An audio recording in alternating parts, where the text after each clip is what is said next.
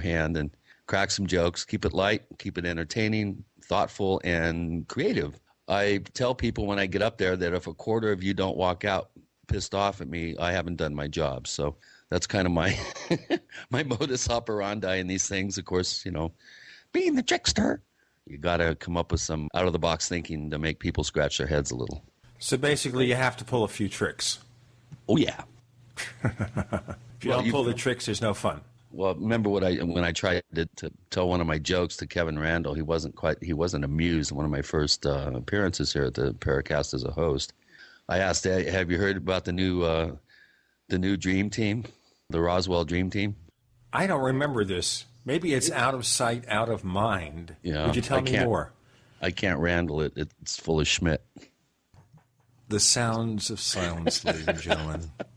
There are people out there who say I tell bad jokes. And my response is I resemble that remark. But actually, I don't tell jokes. What I do is tell silly, disc jockey, puns, that kind of thing. But that's as much as I do. So the people who say I tell bad jokes, I don't think I ever told more than one or two jokes on this show since 2006. That's a bad rap. And I don't even rap. That would be pretty bad, too. Imagine me doing a rap don't song. Go there, please, Gene. I'm not going. I feel gone. Okay, so once again, if people want to learn more about your public appearances, do the organizations that sponsor them present this, or do you have it on your site, or what? Yeah, California MUFON, LA MUFON, Orange County MUFON. I'm not sure what they call the other chapter up there. I think it's the chapter up in San Jose. They have announcements on their sites. We have an announcement on the Paracast, and if you go to my website, there'll be one up shortly. Well, we look forward to seeing that. And by the way, we're really trying to update Chris's site, OurStrangePlanet.com, and most of it has been that the person who volunteered to do it has been occupied with other pursuits, starting a new business, the holidays, the family, and everything. And he keeps saying he'll get to it. And I keep looking at better ways to present your site, so it's going to be updated soon. Meantime, check it out, OurStrangePlanet.com, and we'll see. Speaking of strange things, before we get into our special guest this week, and that's Nick Redfern, he's author of a new book called Keep Out, about top secret places governments don't want you to know about. Chris, have you ever been to any of these top secret places? Well, I've been near a few, but of course I've never actually been to them. I've been on the infamous Mailbox Road to Area 51. I've been around the Skunk Works site, and back east I've been near some of the continuation of government facilities. I've scouted out potential locations for underground facilities in the San Luis Valley and around the New Mexico-Colorado border area. Of course, I've done extensive exploration around the Archuleta Mesa region, just north of the town of Dulce, and I've done quite a bit of tramping around. Of course, I've been a real fan of Richard Sauter's work, Underground Bases and Tunnels. What is the government trying to hide? We know of 129 extensive underground facilities that are part of the public record, and that's probably just the tip of the iceberg. So we're going to have fun with Nick today. Oh, yeah, this is going to be very interesting. Now, I've never gone to any secret places, but I know that one of the things we're going to want to explore as we progress, and it's not a large part of the book. I understand he covers a lot of supposedly secret places there, and I want to get more into the London Underground and the London subway. Although I have to wonder about the New York subway. Speaking of secret places, you have to think the New York subway. Before we go anywhere else, the New York subway was first built in the 19th century, okay? That's when it was first assembled.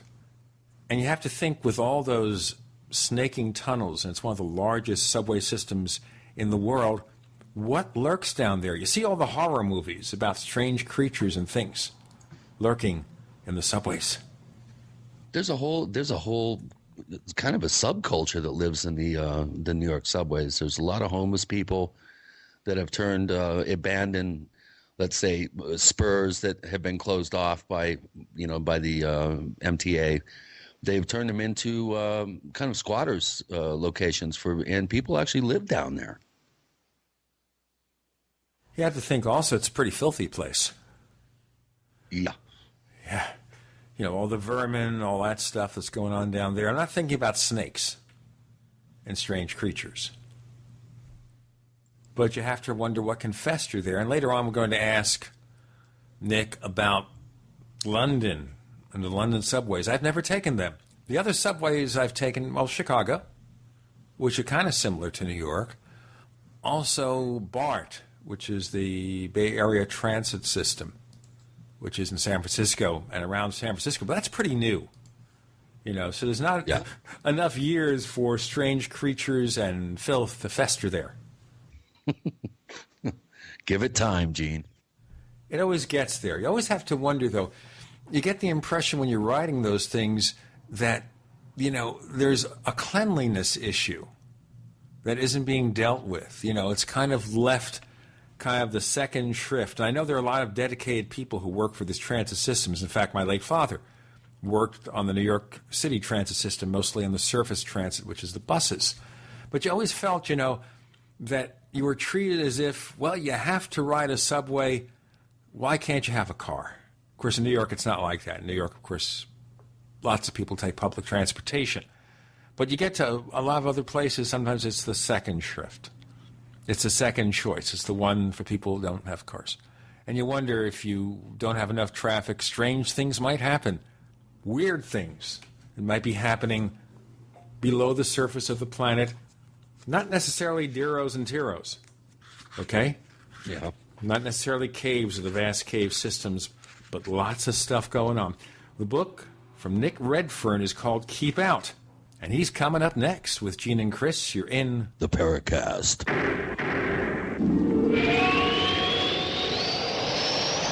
So here's what happened. I was placing an order online. The site went down. It just stopped responding. It took hours before it returned, but I'd already placed the order with another company. If your site goes down, you could lose business. And if you have a business or personal site, you'll want to know it's easy to run and it will stay online. At iWeb, your site is hosted on one of the most reliable networks in the world. Check it out. iWeb.com. That's iWeb.com. Fate magazine provides true reports of the strange and unknown. Keep up with the latest on angels and miracles, psychic phenomena, ghosts, UFOs, life after death, and much, much more. To receive your free issue of Fate magazine, call now at 1-800-728-2730 or visit their website at www.fatemag.com. That's 1-800-728-2730. What are you waiting for? Your fate awaits. Are you wondering about your retirement portfolio?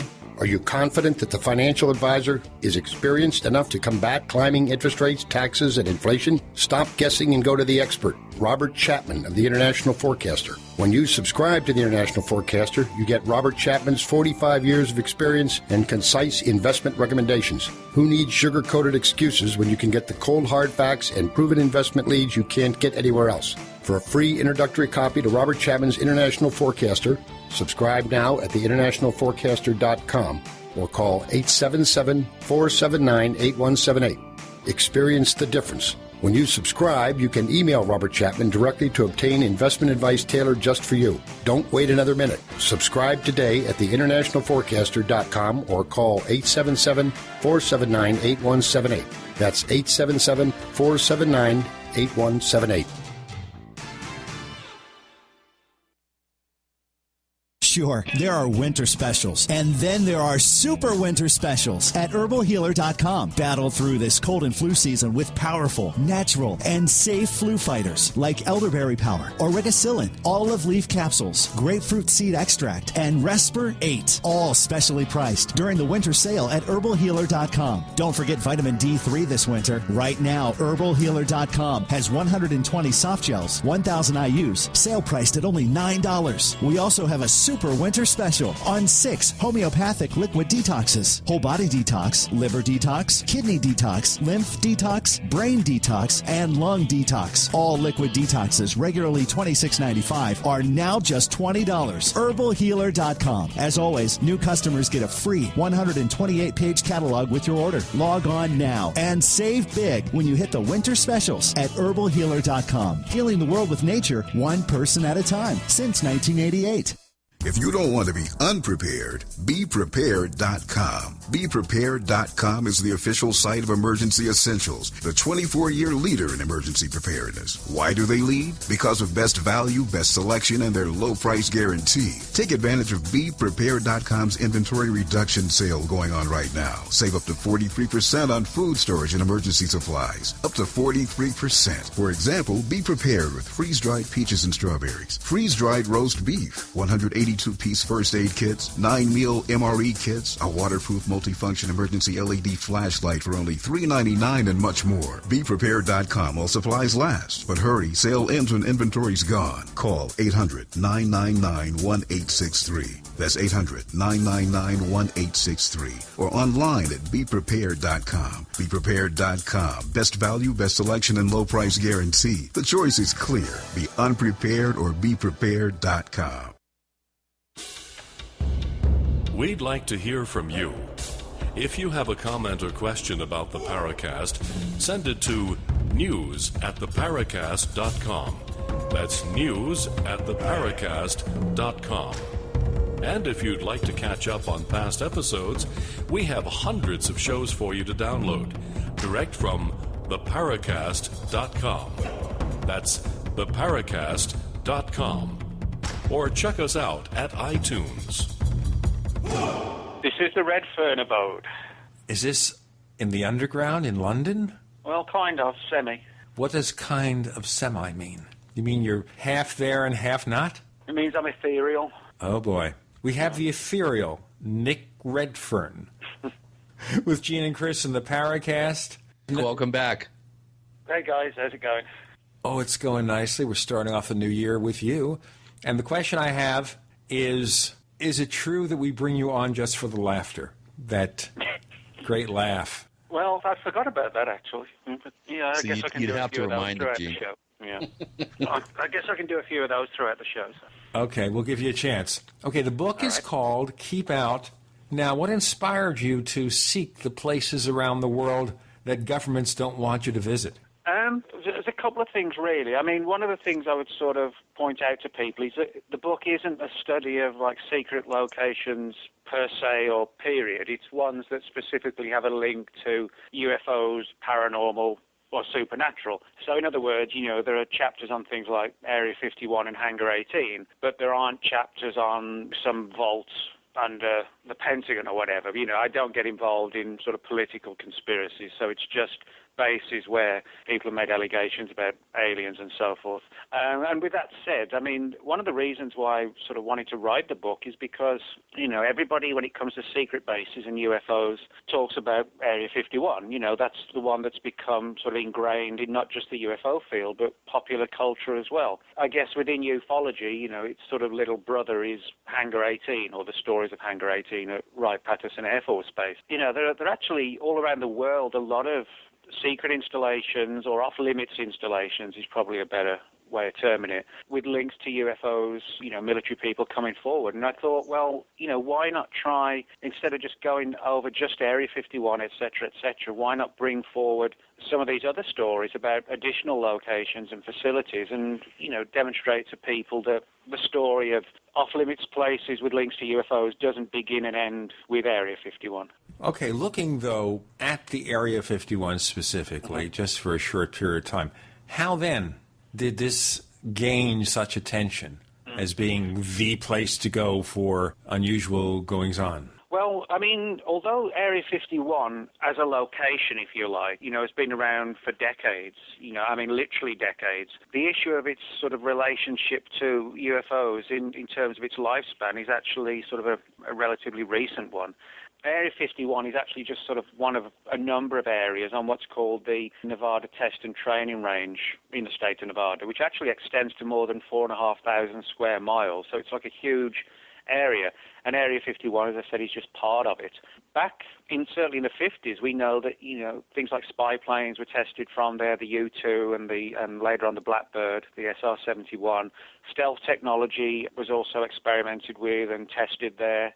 So in other words, the base has been an active location for decades, but it was pretty much under the radar, not just because of the secrecy, but simply because there was nothing that really captured anybody's imagination, beyond the fact that unless you're an aviation spotter, one of these people who goes out looking for planes or whatever. And it really was only in sort of the latter part of the 1980s that it sort of came to the fore with Bob Lazar's revelations about working at an aspect of Area 51 called S4. And of course, Lazar's story still exists and is circulated to this day. And there are many people who think he's, an outright fraud, accept his story, of alien craft being back engineered at the base. And in between those people, there are other people who take the view that maybe Lazar was fed disinformation, but he did work there, but he was fed disinformation to hide the fact that maybe some of these UFOs actually secret military aircraft, and the government was happy to sort of perpetuate a UFO myth to hide some sort of deeper military program. So, in other words, I think the fact that we're still discussing Lazar 23, 24 years after he first surfaced, almost a quarter of a century, is a testament to the fact that we really don't have a clear picture of what goes on there. If we did, we would have all the answers. So I think that the Lazar story on its own demonstrates the secrecy surrounding Area 51 simply because we haven't been able to resolve the mystery. Well, that's a good question, too, with Lazar. How much evidence has he produced that he's actually ever been down there? What, he got one stub of a paycheck that maybe he worked 3 or 4 hours somewhere? Well, this is the thing about Lazar that a lot of people kind of find intriguing and fascinating, is that, on the one hand, he doesn't come across like a normal hoaxer. And I'll tell you what I mean by that. I've spoken to enough people within the UFO field that whereas most people, I think, are honest and earnest, etc., hoaxers, particularly people who hoax UFO encounters, you often find the story gets embroidered upon and added to over time, and when a problem surfaces, they explain it away by adding something else, kind of like the George Adamskis, etc., where, there's a new layer added to it every time somebody questions something. Lazar's story, regardless of what people say about it, actually hasn't changed at all. He just said, well, this is what happened, and when people said, well, how about this, he said, well, I don't know. So in that sense, he doesn't come across like someone who's constantly adding to his story, embroidering on it, every 2 minutes, so to speak. Lazar does actually have an interesting background. There's absolutely no doubt about that. For example, he was the subject of a front-page article in 1982 in the New Mexico-based Los Alamos Monitor newspaper. What's interesting is that he's identified in the newspaper back in 82 as working at Los Alamos' Meson Physics Facility, which is today called the Los Alamos Neutron Science Center, where a lot of sort of cutting-edge research into particle physics is undertaken. That's a provable fact that he did work there. And he also, his number turns up in the Los Alamos phone book, the official phone book. Now, again, that's not, hearsay rumor. That's fact. If you can find a Los Alamos 1982 phone book, you'll see Lazar in there. That in itself is interesting. Now, another thing that kind of keeps the door open a little bit is that Lazar said that one of the people who was sort of instrumental in getting him an interview to work at Area 51 was Edward Teller, who he bumped into at a lecture in the early 1980s at Los Alamos. Now, if someone like Teller, of his sort of standing and, historical position in, the world, etc., in the U.S. government and, the history of it, somebody approached him and said, this guy named Bob Lazar is telling this story about how you arranged for him to have an interview and that ultimately led him to working on alien spacecraft at Area 51, you would imagine that Teller would not just say no. You would imagine that Teller would simply say, that's complete nonsense. I didn't give him any sort of window, if you like, to an interview at Area 51 at all. But that isn't what happened. Instead, what did happen is that when he was put on the spot by a TV journalist, Teller absolutely squirmed and tried to work his way out of even answering any questions about Lazar and just basically said something along the lines of, well, maybe I met him, and if I did meet him and I thought I liked him, maybe I referred him to somebody else, but I don't remember. That was pretty weird, yeah. Well, before we get more weird, if you have a comment or question about the show, write us news@theparacast.com. That's news@theparacast.com. The book is Keep Out by Nick Redfern with Gene and Chris. You're in The Paracast.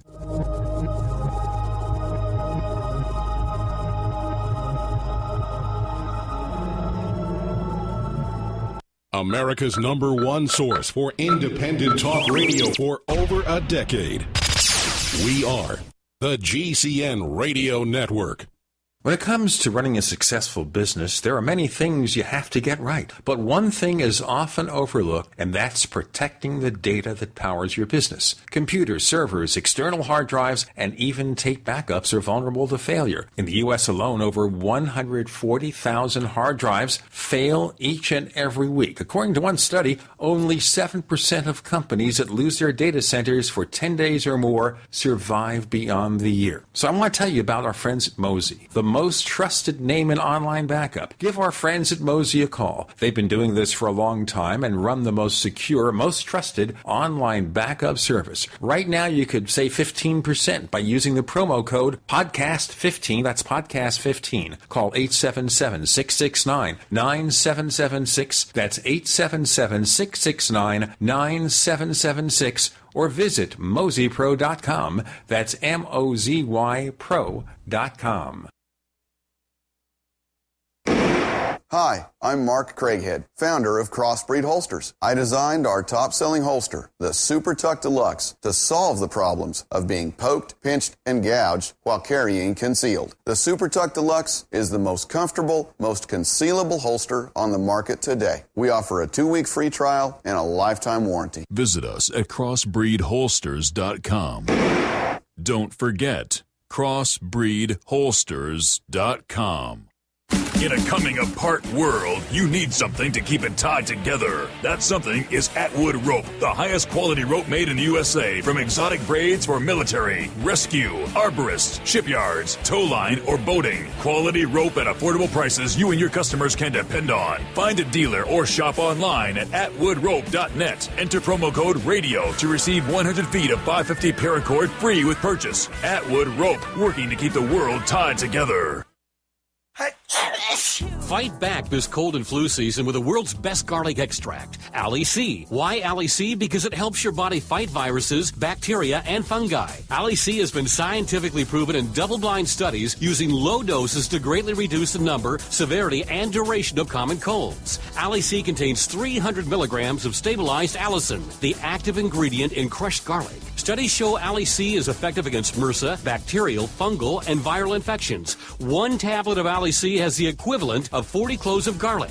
Ali C supports your body's resistance to all types of conditions and can help lower high blood pressure and high cholesterol. So boost your body's resistance to infection with nature's best garlic extract, Ali C. For more information and to order Ali C, call 877-888-7126 or go to garlichealthproducts.com. That's 1-877-888-7126 or go to garlichealthproducts.com for your Ali C today. Long Range Patrol Ration Entrees. If you know survival, you know LRPs are the undisputed king of military rations. Hands down the best for your bug-out bag or survival pack. To go farther, faster, and carry more food, there's nothing better than a Brick Pack LRP cold weather ration entree. Nothing. Now, the Freeze Dry Guy is offering a limited-time deal on thousands of fresh LRP entrees. We're talking a menu of tasty and nutritious beef stew, chicken and rice, chili mac with beef, spaghetti and meat sauce with 20 entrees per case. These fresh 2011 LRPs are U.S. government contract overruns, perfect for long-term storage. But they're going fast at freezedryguy.com. Far superior to MREs, long-range patrol entrees are about a third the weight of an MRE, with about a third more meat than the finest commercial freeze-dried entrees. Ask about multi-case discounts and free shipping when you call 866-404-3663 today. That's 866-404-3663 or freezedryguy.com. Your source for survival food in an uncertain world.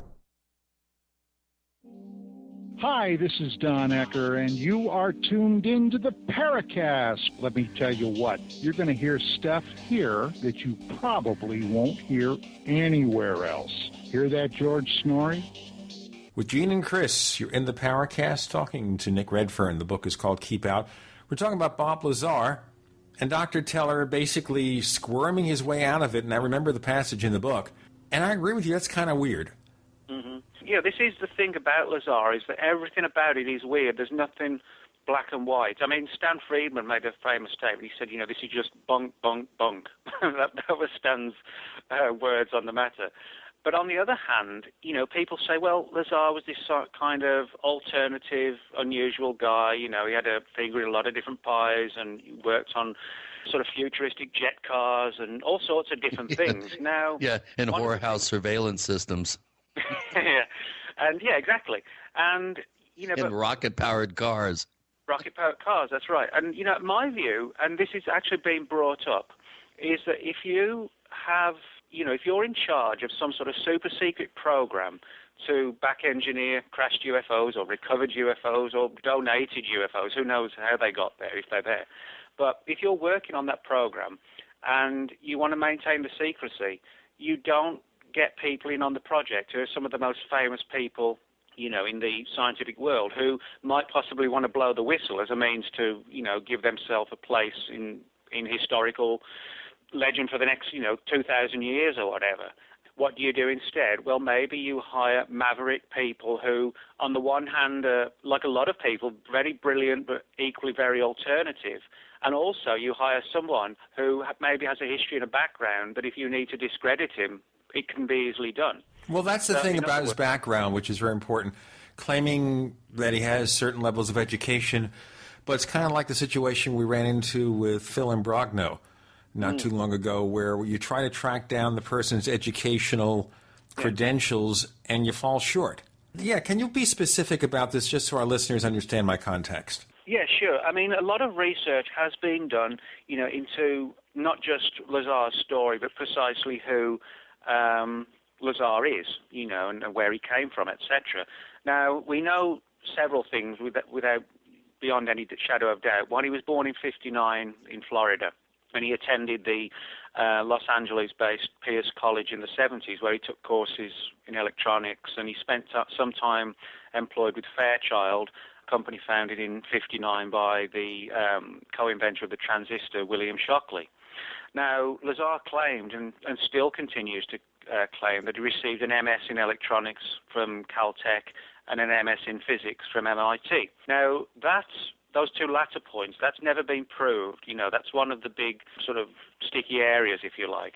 But I won't say it's overridden, but it's compounded by the fact that we can prove he worked in a very responsible and intriguing position at Los Alamos in the early 80s.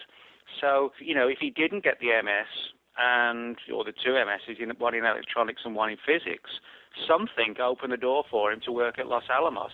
And well, is it possible he did what some people do, which is he falsified his credentials to get there, and once they realized it, they just said goodbye? Well, I mean, that's not pretty impossible. unlikely. I have no evidence of that, but I mean, he wasn't fired from Los Alamos. He talks about being fired from Area 51 and basically slung out. But, he just moved on to different things after working at Los Alamos. But the fact is, we can prove that he worked there. So in other words, if the only thing he did achieve was a course in electronics at Pierce College, it kind of sounds strange that he would be working at the elite of Los Alamos only a couple of years later. So I think, there are certain parts of Lazar's story that are still sort of shrouded in mystery. But there are problems. I don't deny that. And the educational background one, where, people have said, oh, well, the government's trying to just wipe out his history. That's okay for a conspiracy thriller. But if you were to look into it, there should be people who took classes with him that might remember him, or there should be at least some paper trail. The idea that the government would go into MIT and possibly remove every scrap of paper and the story of that removal never ever surfacing from anyone kind of sounds a little bit over the top to me. It sounds like J&K in the movie Men in Black, where the Will Smith character had his entire life history erased to become one of the Men in Black. And I don't think that's feasible to completely do that. But what I would say, the fact that we have these other factors coming into play leaves the door open for me. I find it difficult when it comes to Lazar to be black and white, because there's actually nothing black and white about his story. It's a shade of grey. I tell you what, we're going to have to get him on the show one day. Don't you think so, Chris? Yeah, I think it would be great. One thing I want to say here is that respect George Knapp as being one of our top investigative journalists in the field and a longtime award-winning broadcaster and reporter and journalist for KSLV, I think, or KSAV. I think it's the NBC affiliate in Las Vegas.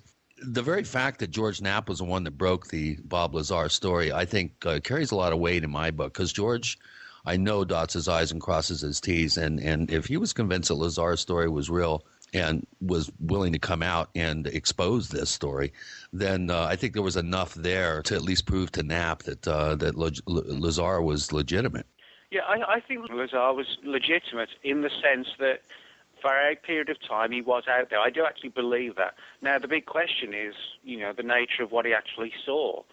By Lazar's own admission, he said that the staff there played, all sorts of weird mind games on the people working there. And some of these kind of, exposing him to not just the craft. If you're working on craft of some sort of advanced technology, and you've been asked to work on the program and understand it and kind of improve it, so to speak, that's one thing. But Lazar said he was also provided with masses of material on back documentation, sort of classified documentation on super secret UFO programs and the history of an alien presence on Earth that was tied in with religion and all sorts of things. Now, I could be entirely wrong, but for me, if you're going to be working on a classified program, do you really need to be briefed on the intricacies of the entire alien presence? Maybe you do, but maybe you don't. You would think it would be more compartmentalized. Yeah, but you could make the argument that maybe he was shown those documents to reinforce the idea that the craft that were held there were alien, when maybe they weren't. One of the things that we do know is that in the exact same time frame that Lazar was at Area 51, and official files that have surfaced through the Freedom of Information Act actually reflect this. Both the CIA and the Air Force's OSI, the Office of Special Investigations, were deeply worried that certain UFO researchers in the U.S. had been targeted by the Russians to unwittingly sort of uncover classified information on super-secret aircraft programs, but using their sort of UFO research to do so. Sort of like a dangling carrot where the Russians would say, go look for some sort of latest stealth news and we'll give you a few tidbits of the KGB's UFO secrets, which themselves might be even fabricated. So in other words, we know that this was going on, that the Russians were trying to penetrate U.S. military aircraft programs, and in some cases were trying to use UFO researchers to do so in the time frame when Lazar said UFOs were Area 51. So one of the things I point out in the book, maybe Lazar was sort of like the biggest patsy since Lee Harvey Oswald and genuinely believed the things he saw at Area 51 were alien. But, let's take the hypothesis maybe that when he was there, he saw the craft and then went public, started talking about it, and all that Area 51 security people have to do is wait for some guy named Boris or Ivan to start wandering around the base or asking questions in Las Vegas, which isn't a million miles away, and then move in and arrest them. And at the end of the day, they've arrested a spy who was sort of drawn into the web of looking for classified military programs by a UFO smokescreen. And more importantly, no real secrets have actually been revealed. Everything's been hidden under this UFO banner, and Ivan and Boris are safely behind bars somewhere. So you're saying that there's a real good possibility this could have actually been a very elaborate and well thought out counterintelligence agenda. Yes, but that doesn't take away the possibility that parts of the story could be utterly real. I'll tell you what, we have other agendas we have to follow. With Gene and Chris, you're in the Paracast.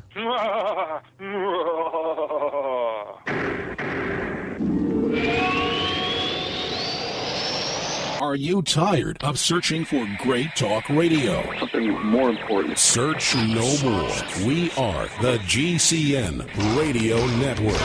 Are you ready to order the official Paracast t-shirt? You asked, we answered. We're now taking orders for the official Paracast t-shirt. It comes in white, 100% cotton. The front of it features the same logo that we have on our community forums. On the back it says, separating signal from noise. To order the official Paracast t-shirt, here's all you have to do. Visit our new online store at store.theparacast.com. One more time, that's store.theparacast.com. You can use a major credit card to place your order for the official Paracast T-shirt. Hey, neighbors, we have one more thing to talk about, and that's more merchandise at the official Paracast store. We have hats, we have jackets, we even have a flip video camcorder customized with the Paracast logo at the official Paracast store. It's all now available at the official Paracast store, store.theparacast.com.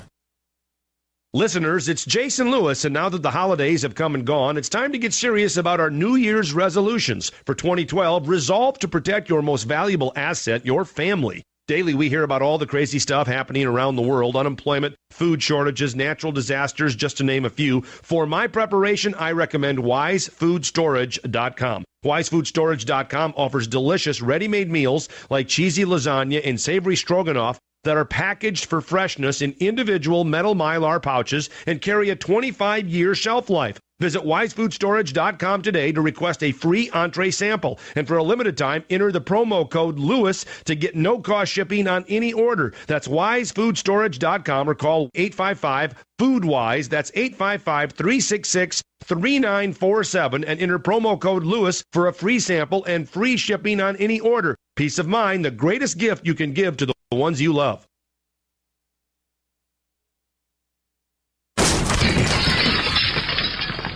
That's what it sounds like when a burglar kicks in the door of a dark house that looks like no one is home. Don't let your home be the next target. Make it look like someone is home watching television with Fake TV. Fake TV is a small electronic device that makes the same light as a real television. So from outside, it looks like someone is home watching TV. Fake TV plugs in just like a lamp on a timer, but is far more convincing to burglars. Fake TV deters burglars, costs far less than an alarm, and is highly recommended by numerous police departments. Use it anytime you're away from home. To order your Fake TV for only $34.95, go to faketv.com. or call 1-877-5-FAKE-TV. Each additional Fake TV is only $29.95, so get one for you and one for a loved one for safety, security, and peace of mind for both of you. Call 877-5-FAKE-TV or go to faketv.com. faketv.com, the burglar deterrent.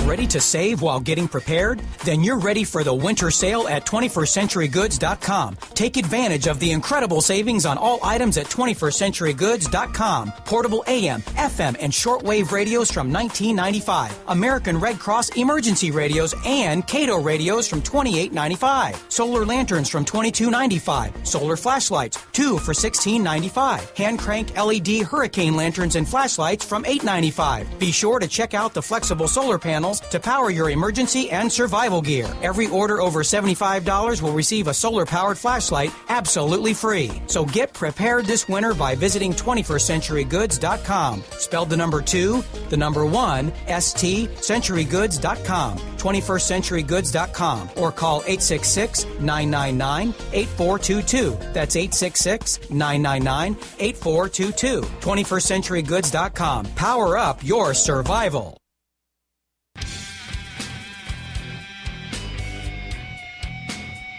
This is Kurt Sutherland, author of UFO Mysteries, and you're listening to the Paracast.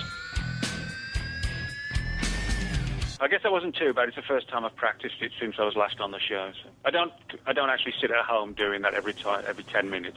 That's the secret of the great laugh from Nick Redfern, author of Keep Out, and the expert, the one who creates laughter, for the Paracast with Gene and Chris. Just before we go away from Bob Lazar and conspiracies in Area 51, there's a story I read, and this, I guess, will be the last thing we talk about Area 51. It's from Lee Spiegel over at the Huffington Post, and I'll quote the headline: Area 51 personnel feel betrayed by Annie Jacobson's Soviet-Nazi UFO connection. That's part of her Area 51 book, where the book itself was just coverage of what Area 51 is and what's going on, but she had to get a UFO, Roswell, Nazi connection. What's your take on that? Well, yeah, I mean, this is a really weird story. And what's ironic is that, when Annie Jacobson's book came out, it was the Area 51 tie-in with Roswell that really caught the media's attention. I won't say they didn't talk about the rest of the book, to a degree they did, but it seems that the Roswell thing was the one more than any other that really got people's attention. Now, there have been a lot of different theories put forward for Roswell. I would have to say that this one, without doubt, is the most controversial because it, to me, just doesn't hang together. And I'll tell you why. You know, in her story, the idea was that the Russians basically were behind Roswell, and it was some sort of like a War of the Worlds type hoax where they would stage like a UFO landing in the U.S., you know, with aliens, you know, coming out of the craft and basically, you know, send America into a state of panic that the aliens had arrived and a UFO invasion was beginning. You know, that the idea and the scenario of fabricating an alien attack to sort of, you know, to create fear or to instill a new world order, you know, is kind of an intriguing and an interesting one. But, you know, the story that was Annie Jacobsen was told is very, very different. She was told that Stalin, Joseph Stalin, the Soviet premier at the time, was in cahoots with Joseph Mengele, the infamous Nazi doctor who did all sorts of, you know, sort of terrible medical experiments on people and very often on children as well. And the story was that Mengele sort of mutated, it's probably the best way to describe it, a number of young children. And the idea was that they were loaded into an aircraft based on the designs of the Horton brothers, who built these sort of swept-wing glider-type aircraft back in the 40s for the Nazis. And the idea was that the craft was flown to the United States and it would land in a populated area, and, you know, these deformed, mutated children would get out, and people would believe aliens had landed. The story is made bizarre for several reasons. One, Mengele, you know, we know, had fled to South America. You know, he wasn't in Russia. He wasn't even in Germany in 1947. The other thing is that, again, through the Freedom of Information Act, we have literally hundreds and hundreds of pages of files from the mid-40s onwards, from the U.S. Air Force and the Army, where they've been analyzing captured Horton brother aircraft and, you know, analyzing the data and photographs. So, in other words, it would take nobody any time at all to realize that this was one of the Horton brothers' craft, that it wasn't an alien spacecraft. You know, the idea of it landing in the U.S., an aircraft, would need tires. You know, it would take no time at all to realize that this is just made purely with terrestrial materials. And also, you know, I question the idea of whether people could be biologically mutated back in the 1940s to any extent to where, you know, not only would they look alien, but they would actually be able to sort of live and exist and, you know, move around, etc., you know. So I think, again, I speculate and wonder if somebody on the inside was concerned that Jacobsen was writing a book about Area 51 that would be a big expose. So what do? Well, let's try and, you know, discredit it by putting out a really outrageous story that's, you know, going to basically get everybody's attention, but by default make it just another UFO book rather than, as some people may have worried, a definitive study of Area 51. Well, at this point, do we think that maybe Annie Jacobsen was thrown this line of stuff just to make the book gain more attention? It may have been to gain more attention, but I don't think from the perspective of selling copies. I think it may be that people on the inside may have been anticipating and hoping that the response would be exactly what I've just said about how the story, you know, of Mengele and Stalin just doesn't work. You know, it is not credible. So maybe the hope was that by pointing that out, then that will by default make people question the rest of the book. You know, if they couldn't stop the publication of the book, well, you know, let's put something in there that's going to, she's going to accept and publish, and then, you know, over time it'll come to discredit the rest of the book, which, you know, actually does contain a lot of good information. So that takes us from Area 51 to the next topic. And Chris and I were joking before you came on about subway systems around the world, these underground labyrinths of unknown happenings. I was thinking about New York. I grew up in New York. I lived virtually on the subways. When I wanted to skip class, I'd just go on a subway ride. You know, I'd go from one end of New York City to the other. Now you know my secrets, ladies and gentlemen. But you're talking mostly about, I guess, a system that's pretty old itself, the underground or subway system in London. Tell us more about it. Well, yeah, I mean, the London Underground, is the one sort of mode of transport that pretty much everybody uses in London. Sort of driving around London's pointless. You're never going to get anywhere because there's that much congestion. So everybody just uses the tube, and there's a whole range of lines and tunnels, etc. A lot of people don't realise that the London Underground, which actually was first opened in 1863, is basically, although it's like an open tube system full of trains, etc., it has a lot of secrecy attached to it. For example, during the Second World War, when the Nazis were sort of on a nightly basis bombing London during what was called the Blitz, people who were living in London, when the sirens would go off, everybody would head down to the tubes, to the tunnels, because they were very deep underground. And, they gave a lot of protection from Hitler's bombings every night. And, this was sort of like a plan that the government itself, the British government, organised, for where the tracks would be closed and people could bring, like, sleeping bags and pillows down, and just sort of sleep through or survive at least the nightly blitzes and, get some sort of protection. We also know that also during the Second World War that the Prime Minister at the time, Winston Churchill, he used what was called the Down Street Station, where he had a secret office deep underground, again to sort of survive these nightly attacks from the Germans. So in other words, what seems like an innocuous, normal tunnel system for trains, etc., is actually something quite different. Now, there are also a lot of other weird stories, not just of a UFO nature, but more of like a Fortean nature as well, coming from the London Underground. There's a long-standing story about some sort of deep underground chamber where supposedly a crashed UFO and alien bodies are held. Now, even I admit some of these stories, they're kind of friend of a friend like, and they're sort of the classic Hangar 18 type things where somebody goes through a wrong doorway and, goes to an off-limits area and sees these weird little bodies in frozen cryogenic storage. So, but the stories do exist.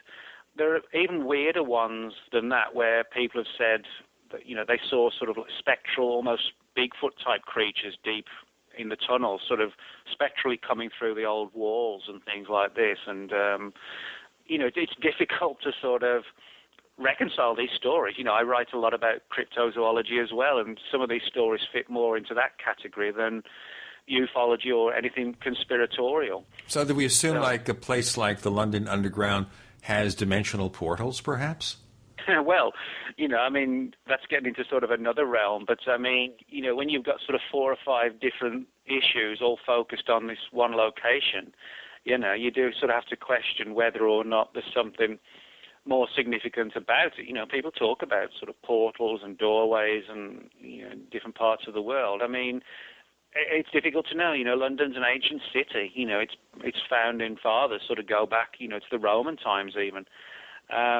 So, in that respect, who knows what sort of secrets exist under London. But it is intriguing. The more you dig into the stories of the London Underground, you find tales of closed down tunnels and stations, that are now off limits, where over the years, the tunnels have gone in different directions and the old tunnels just remain closed to the public. And, there are bunkers under there for the government and, all these stories about there's a lot of weird stories about big cats being seen in the London Underground, kind of similar to the alligators in the sewer stories from New York. And again, it's kind of like, where does the legend begin and the facts end, so to speak. We'll get into that in a moment, but I guess the big question would be here, anytime you have this network of underground tunnels or caverns, weird stuff's going to be down there, inevitable. With Nick Redfern, author of Keep Out, you're with Gene and Chris, because you're in the Paracast. Ho, ho.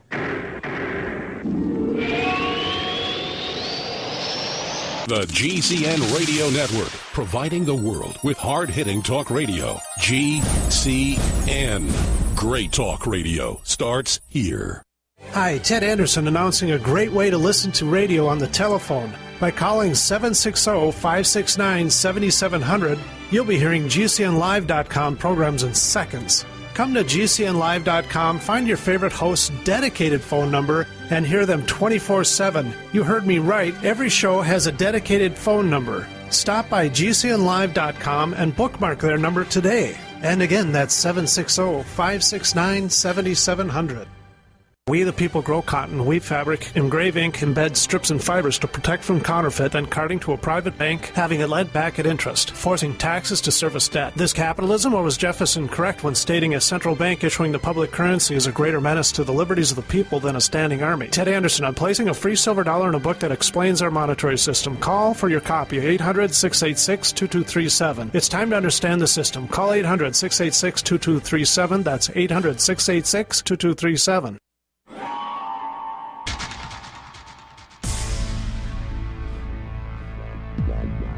Welcome back to the Paracast, the gold standard of paranormal radio. And now, here's Gene Steinberg. Leftover from Christmas cheer from Nick Redfern, author of Keep Out, Top Secret Places Governments Don't Want You to Know About. And we're focusing on the London Underground. Of course, you have those great classic subways over there. Mysterious cats, tell us more.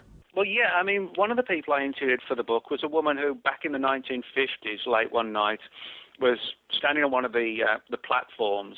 Bear in mind there are literally dozens and dozens of platforms all across the underground. Nobody else there at the time, and she said she saw this, which basically she described as a large black panther, which is sort of a misnomer. They're basically melanistic big cats lacking in pigment.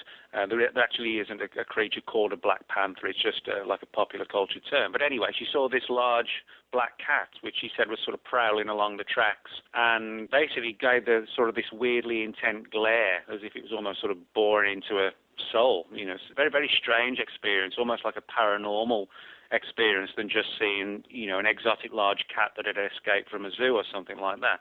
And it was sort of taken to a weirder level where she claimed that a few days later somebody knocked on the front door claiming to be from the government and suggested to her it'd be a good idea if she didn't talk about this, which again has sort of classic Men in Black overtones to it, although she said there was no threat, and she said that the guy and her actually sat by the fireplace drinking tea as he told her not to talk about this, but in kind of friendly tones. But it does have that MIB flavour to it, and there are actually several reports like this, particularly from some of the deeper tunnels, of people seeing what they describe as like large black cats, larger than a house cat, obviously, and bordering on like an exotic cat. And who knows, maybe some of these...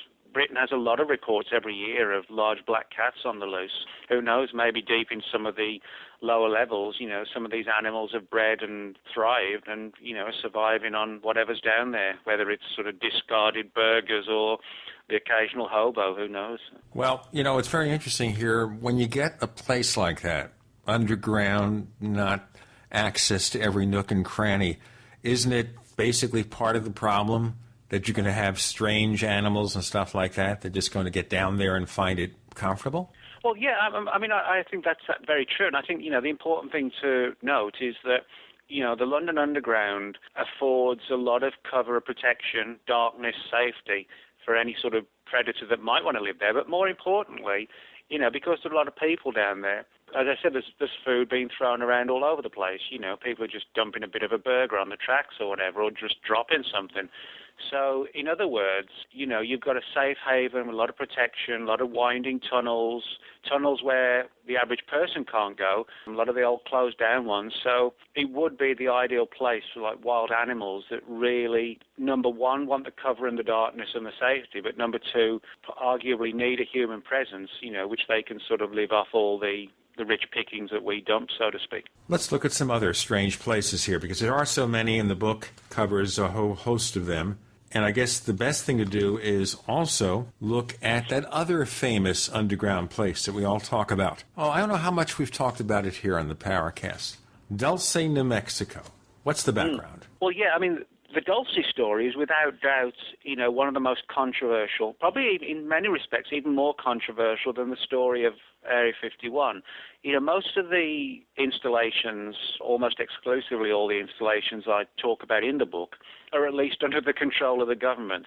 According to sort of ufological rumor and legend, the Dulce base is actually out of the hands of the government, or the government has lost control of the base, and it's now under the control of hostile aliens. Now, Dulce is a base, or an alleged base, I should say, in the town of Dulce, New Mexico, hence the name, which is in the northern part of the state. For years, people have come forward unfortunately for the most part using pseudonyms or aliases, etc., but still claiming that, this huge installation exists below this mesa, this huge mesa. That the mesa is undeniably real in the town of Dulce, but people talk about this gigantic facility extending down for, a number of levels, multi-levels below the mesa, where hostile aliens are doing everything from sort of biological warfare experiments to, bizarre genetic and gene splicing programs, splicing humans with other animals, and people are kidnapped and used for food. And it sounds like, the ultimate conspiracy sci-fi thriller, which you probably would make. And I think I actually heard somewhere that a movie is going to be made about Dulce, so I'm sure it may cover some of these issues. But, there's a big difference between what we know as science fiction, or what may be science fiction, and science facts and rumor, hearsay, and verifiable facts. Now, a lot of people talk about the Dulce base, and perpetuate these stories about hostile aliens, which, who knows where the truth begins again. But one of the things I did when I was researching the chapter on Dulce was not just to focus on who was saying what about what, in relation to UFOs specifically, but actually take a look at what else was going on in Dulce and look at the history of the area and try and determine to what extent, if any extent, the military or the government had been active in the Dulce area. And the fact of the reality is that there's a huge amount of military and government ties to the Dulce area. The mesa itself extends more than 9,000 feet above sea level in Rio Arriba County. And this entire area from 1975 to 1979 was a literal hotbed for cattle mutilations. Now, the FBI has now declassified all its cattle mutilation files, many of which cover all these encounters at Dulce. And when you read the FBI's files on the Dulce cattle mute, you find it reads like sci-fi until you realize, you're looking at genuine government files. I mean, they talk about animals drained of blood, weird tripod markings on the ground that seem to be following the cattle, elevated radiation readings, calves having been taken and the mothers left behind, all sorts of weird stuff like this. And to where the FBI even consulted with Gabe Valdez, who was one of the most prominent people in the New Mexico State Police Department in Dulce at that particular time, or in the vicinity of Dulce. So in other words, we know on first, at least, that there was a wide range of cattle mutilations in the very area of where the base supposedly exists. And what's interesting is that the existence or the story of the base wasn't around, in 1975. Nobody was talking about the Dulce base then. So in other words, people might argue if the story was already in circulation, then people might be just getting all, hysterical about somebody's cow dying and attributing it to the story of the alien base. But it wasn't in circulation in 75. So in other words, the mutilation angle predates the base stories. The other thing that's interesting is that on the 10th of December 1967, the Atomic Energy Commission detonated a 29-kiloton nuclear device 4,000 feet below ground level in the area, ostensibly at least to sort of provoke the release and production of natural gas. And this was a program known as Gas Buggy, which fell under the auspices of a bigger program called Operation Plowshare, which was basically designed to explore the peaceful use of atomic energy. And what's interesting is that the location of the gas buggy test, when they detonated this atomic device way below ground, is actually only 12 miles from Dulce. So, in other words, we can prove that there was verifiable underground digging and explosions in the Dulce area back in the 60s. We can prove the FBI was looking into cattle mutilations there in the 70s. So, this for me, again, leaves open the idea that there could very well be some sort of underground installation in the area. And to give you another intriguing little bit of insight as well, because of this nuclear test in 67, all around Dulce now, it's actually illegal unless you get government permission to dig within the near vicinity of where the explosion took place. Now, on the one hand, you could argue, well, this was an atomic device. Nobody wants somebody opening up the ground, and releasing radioactive elements or whatever, which is true. But on the other hand, you could make the argument the government doesn't want us digging around there in case anybody stumbles upon evidence of the underground facility. But whichever scenario is true, it's intriguing that of all the locations in the U.S., where it's illegal to dig underground, one of them is within 12 miles of the alleged Dulce base. We have Nick Redfern. The book is called Keep Out, and many more places around the world to explore. And a few of your questions, listeners. You're on with Gene and Chris because you're in the Paracast. Yes, you are.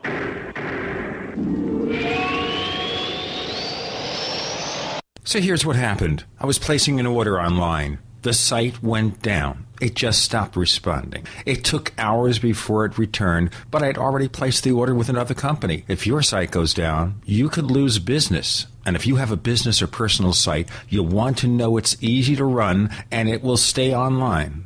At iWeb, your site is hosted on one of the most reliable networks in the world. Check it out. iWeb.com. That's iWeb.com.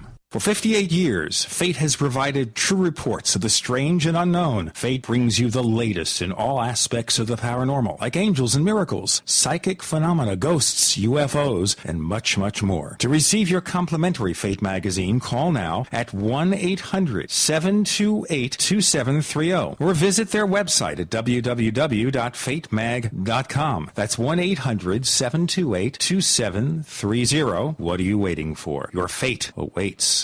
Hey everybody, Jason Lewis here once again. These are hard times for investors. If you're like me, you just don't know where to put your money because there's a downside to every possible scenario. Now look, every portfolio needs a hedge for inflation. Gold has been the classic. I want to be honest with you, commodities fluctuate. So you could lose money. Gold goes up and down. But every stable portfolio usually has an inflation hedge, and gold is, well, the gold standard. Washington is not going to get us out of this recovery, so you've got to protect yourself. Give it some thought, and if you're interested in converting your IRA to gold or would like to actually have it in your possession, call Midas Resources today at 1-800-686-2237. The U.S. dollar was once backed by gold, but it's lost a lot of its value since then. Call Midas Resources today, 1-800-686-2237 for gold. That's 1-800-686-2237, and tell them Jason Lewis sent you.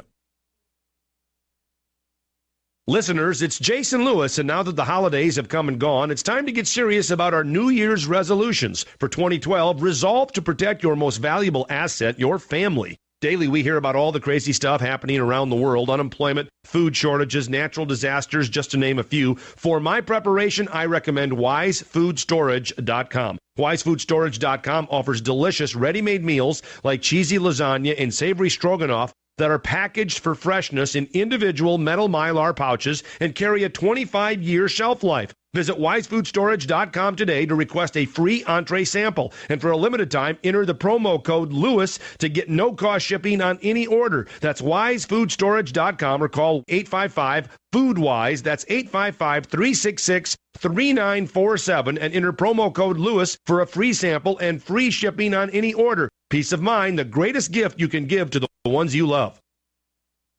We all know that Berkey Water Purification Systems are the most trusted name in water filtration. As an authorized Berkey dealer for over 6 years and serving thousands of satisfied customers, the Berkey Guy offers amazing specials for Berkey Water Filtration Systems. The Berkey Light Systems include a set of self-sterilizing and recleanable black purification elements that purify water by removing chlorine, pathogenic bacteria, cysts, and parasites to non-detectable levels and remove harmful chemicals such as herbicides and pesticides. Order the Berkey Light System today, complete with 2 black Berkey elements for only $231, and the Berkey Guy will ship your order free of charge. With the purchase of a Berkey Light, the Berkey Guy is also offering a set of fluoride and arsenic filters for only $39.99. That's over 30% off the retail price. Call the Berkey Guy at 1-877-886-3653. That's 1-877-886-3653. Or order online at GoBerkey.com. That's GoBerkey.com today.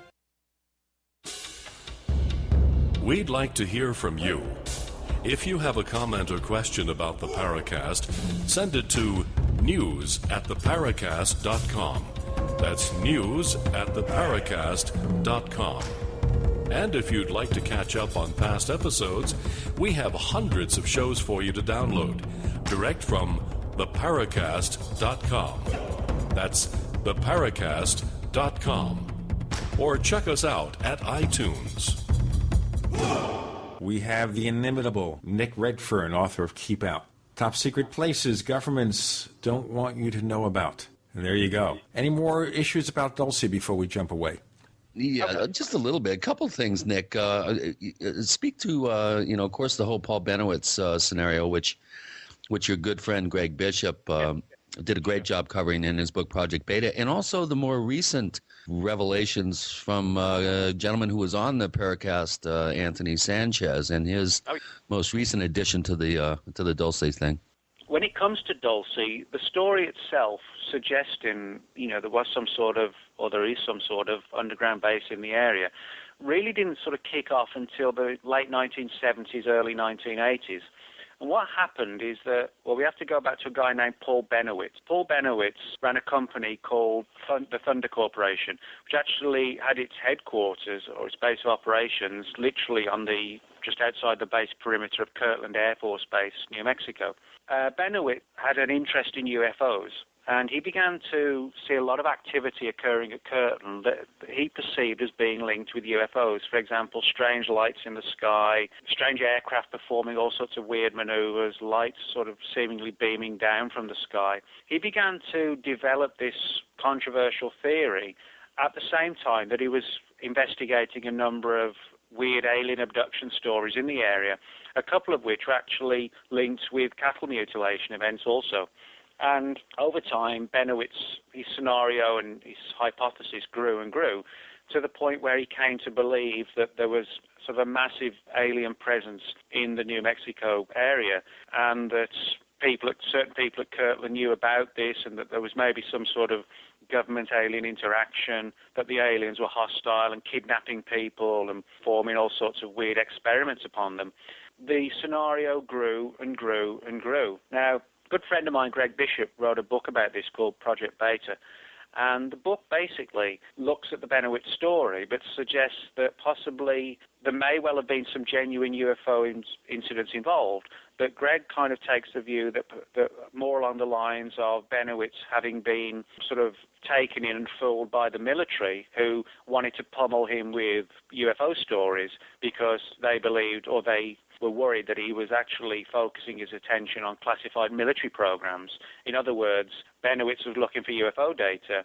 If he had stumbled upon, classified military stealth aircraft being test flown and laser weaponry testing, etc., and, he certainly wasn't working for the Russians or anything like that, but the fear was he might inadvertently and innocently reveal classified military programs that he thought were the work of aliens. So, as Greg points out in his book, the government decided to give Benowitz exactly what he wanted, and they literally pummeled him with, tale after tale of UFOs, and, they amped up kind of the horror angle, that we're all under direct threat and that people were being sort of surgically implanted with devices that would allow them to be turned on, like sleeper agents further down the line, and that people were being sort of dissected and be subjected to all sorts of alien experimentation. And it actually got to the point where Benowitz got so stressed out that he was actually admitted to an institution. He had to undergo some sort of like psychological, mental sort of recovery. I mean, can you blame him? I mean, the Air Force Office of Intelligence officers would even go in on occasion and rearrange the furniture in his house. Yeah, this is a weird thing. I mean, they use all sorts of weird little tactics to try and destabilize him. You said just moving if you imagine you come home and your chair's sort of 2 foot to the left or the right, or a painting that was on one wall's now on another wall. You would begin to wonder, had he got Alzheimer's or something? You know what I mean? And forgotten something he'd done 2 hours ago. And all of this collectively, and the fact that a lot of these stories were coming from military people he'd actually come to know and trust on the base, instilled in Benowitz's mind that there was some truth to it. But what happened was that Benowitz, a lot of the stories that were fed to him were focused on the Dulce base, which of course is in North New Mexico. And eventually he began steering his information and his research away from Kirtland and focusing more on Dulce. Now, Greg has argued that was the plan all along, to, get Benowitz looking away from military programs at Kirtland and into a relatively safe area in Dulce. And to an extent, I agree with that. But on the other hand, where I kind of think the issue is still open is that if there really is a base at Dulce, it would arguably be just as hazardous for the government to direct Benowitz towards that, not just away from Kirtland. You know, why not just send him on a mission into an area of the desert where there was nothing? The fact that kind of send him into the loony bin, do you think they just overreacted, tried too hard? Well, you know, I mean, I think you can look at it two ways. One of the ways is dependent upon Benowitz's character. You know, if it was me and I was fed stories about hostile aliens doing all sorts of experimentation on people, you know, that wouldn't cause me to have a nervous breakdown. It would cause me to dig into the story more. And if I came home and found pictures moved and things like that, I would stealthily set up cameras in the room, you know, and see if I could pick anything up. So, you know, I wouldn't be of that mindset where I think after 6 months I would be in the loony bin. So I think, you know, this sort of approach, I think, is only undertaken when a lot of sort of background research has been done on the psychological state of the person and how they can be manipulated. And one thing that works on one person might not work on another. But I think the motivation was to destabilize him, to encourage him by whatever means necessary to keep away from Kirtland and, you know, uncovering, albeit unwittingly, classified military programs and just focus on a different area. Now, I don't actually think, you know, the people on the program literally wanted Benowitz's health to suffer. I mean, some of them have come forward and said, you know, they kind of regretted the extent to which he'd been affected. I think the goal was just to shut him down and stop him, you know, not realizing that it was going to go to the ultimate degree of sort of like a total nervous, physical and psychological collapse, you know. Well, the other question I would have is there any other case of someone else like a Paul Benowitz who was transported to the loony bin in this fashion, or is he a singular effort? Well, you know, I mean, there probably isn't, at least ones I can think of publicly. But, you know, certainly Benowitz is the most visible, and the fact that he's sort of intricately tied into the story of the Dulce base, you know, just makes it all the more intriguing. And of course, with Dulce, it's kind of like Area 51 and Roswell, you know, it just never goes away. I mean, for example, stories are still being told about the whole Dulce thing today. I mean, one of the people who's sort of been more vocal on this in the last couple of years is a researcher named Anthony Sanchez. And actually in January 2010, Sanchez spoke with a retired U.S. Air Force operative who confirmed that, yes, there was a Dulce facility, but rather than just being one kind of secret underground base, there are actually three. And they were supposedly nicknamed TAD1, TAD2, and TAD3. And this is COMMERCIAL Radio with Nick Redfern, author of Keep Out. You're talking to Gene and Chris because you're in the Paracast. Nick? Mm-hmm.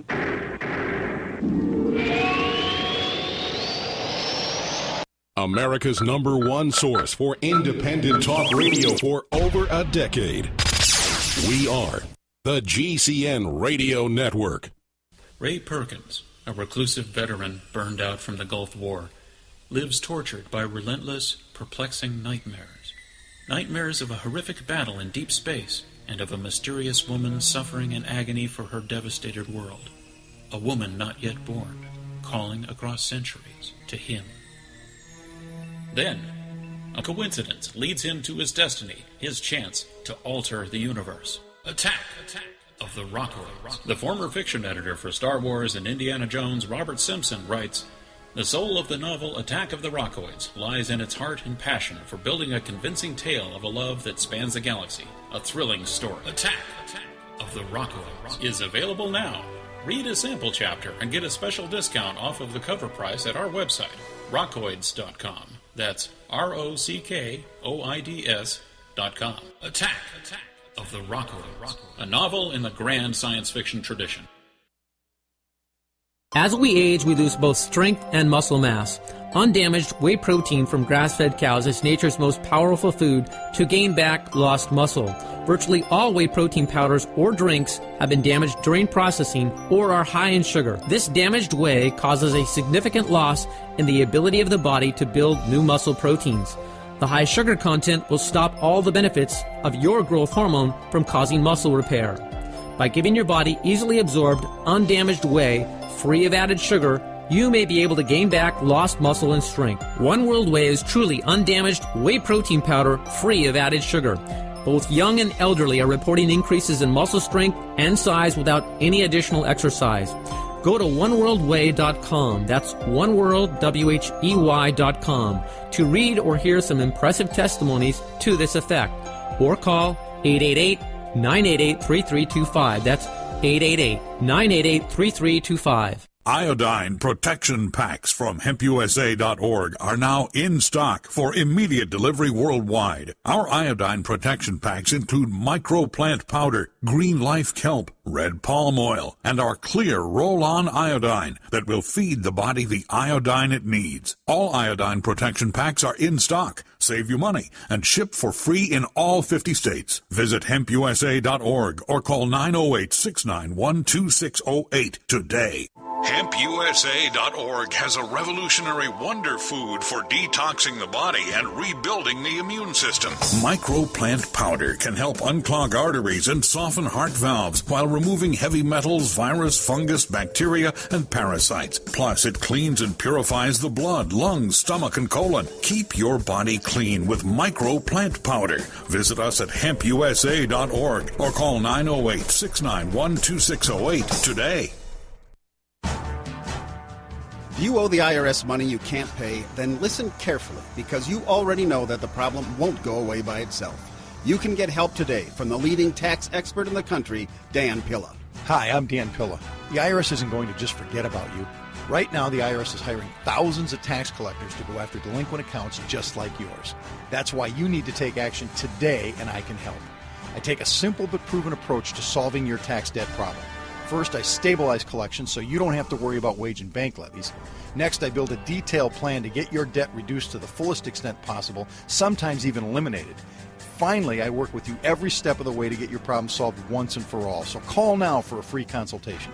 Call 1-800-346-6829. Dan Pilla will solve your tax problem, guaranteed.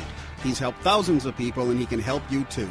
Call us today at 800-346-6829. That's 800-34-NO-TAX.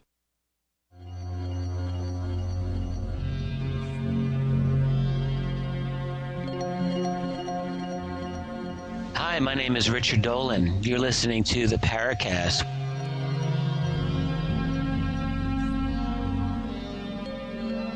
Nick Redfern, author of Keep Out. And we're focusing here on things in and around Dulce, New Mexico with Gene and Chris. Chris, you want to pick up on the questioning? Well, boy, we obviously, Nick, the whole subject of Dulce we could do a couple of shows on this one topic. So I don't want to beat this one too long because we have other ground to cover. But I mean, what are your feelings about it? I mean, where do you come down on it? You seem kind of like a fence sitter in terms of your voice in the book. I mean, what do you think? Do you think that there is, let's say, an underground nuclear storage facility there on an Indian reservation, and possibly that could be responsible for the heightened environmental radiation that's affecting the health of the Hickory Apache there? I mean, there's a lot of very interesting sidebars to this story. I uncovered a source that claimed he helped build the tunnel from Los Alamos to Dulce, and that it was his understanding that it was an underground storage facility. I mean, where do you come down? Well, yeah, I mean, to call me a fence sitter is actually correct, providing we sort of understand, what that term means. I mean, there are people in ufology who sit on the fence because they just want to be, they want to try and please both sides, and they don't want to cause friction or whatever. That's not my approach. I'll tell it as I see it. But when it comes to Dulce, I do sit on the fence not because I want to please both sides or sort of remain, kind of impartial or whatever. It purely and simply is because the story it's weird and it can go two ways.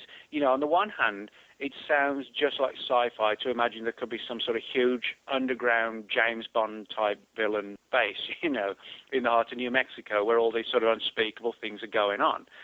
And if that's all there was, then I would say, well, show me some evidence of it or go away, But on the other hand, that isn't what we're getting. What we actually have with Dulce, we have these intriguing stories, but we can prove that the government really was digging in that area back in the 60s.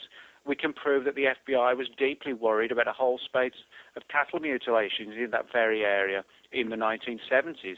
So I sit on the fence when it comes to Dulce because the story sounds so outlandish, but when we dig into it, we actually see some evidence that is suggestive of something weird going on in the area. And I think one of the other reasons why, when it comes to Dulce, I don't mind being called a fence sitter is because one of the things about Dulce is so many people say, well, I believe this and I believe that. In ufology, the word belief, to me, it's just like the bane of the subject. Nobody should be believing anything. What we should be doing is looking for evidence and trying to verify that evidence and data when we find it. Otherwise, it becomes like a religion where, somebody believes in heaven, somebody believes in reincarnation. That doesn't mean there isn't a life after death, but when you're putting your own spin on it, that's what's happening with things like Dulce and most aspects of ufology. Somebody says, I believe the aliens come from Zeta Reticuli. Well, big deal. Belief in aliens from Reticuli means nothing. We need evidence, and that's the thing but it doesn't mean we shouldn't look into it and have a theory, or we shouldn't address it. And that's, what I try and do with Dulce. There's something weird about the area, something's going on, but to a degree, it's a big leap to suggest that aliens are dissecting people and, gene splicing them with gorillas or whatever, Right, the cavern of Dr. Moreau. Yeah, exactly. So in that sense, I urge caution, but equally recognize the fact that there really is a lot of oddities in and around Dulce, so let's investigate it, but let's not get steeped in belief systems about what we want to hear because it's cool and it's going to get people in at conferences and lectures. Let's remain impartial until we know. Well, we had Anthony Sanchez on the Paracast last year. Oh, boy. And Frank Warren, a longtime researcher in the field, has done quite a bit of digging into Sanchez's alleged Colonel X story with his document, the DD-214, which is a discharge document, if memory serves me correct. And there are some real serious problems with it. In fact, the supposed division or agency that supposedly released this document called the way that Sanchez has presented it totally bogus. So what do you think about this whole Anthony Sanchez, the latest wrinkle in this thing? Do you give the Colonel X story any sort of credence at all, or where do you come down on that? Well, I try and look at the bigger picture, and I think the bigger picture is, I think we see this in a lot of cases where something's going on and it's not all just made up out of, nothing, that there is an area where, there could potentially be some sort of base or installation. What we often see is military people coming forward with sort of, classic deep throat type revelations, Mr. X type stuff. And people either take one view or another for the most part. They either think it's nonsense or it's some brave whistleblower coming forward to expose the truth. I often think that this is done to confuse things and to lessen the credibility of what might be a real mystery and a real secret, but possibly one of less significance than, the story that's being told. In other words, let's get somebody coming forward who's got a really fantastic story to tell, and then whose background can be demolished.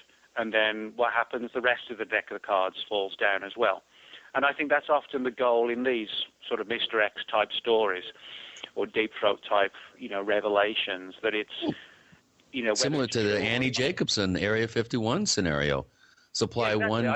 It's really, it's quite similar. Yeah, and I think a lot of people in ufology, unfortunately, foam at the mouth when a military person comes forward to reveal some big secret about UFOs. Well, my view has always been, don't just wonder about the secret that's being revealed to you.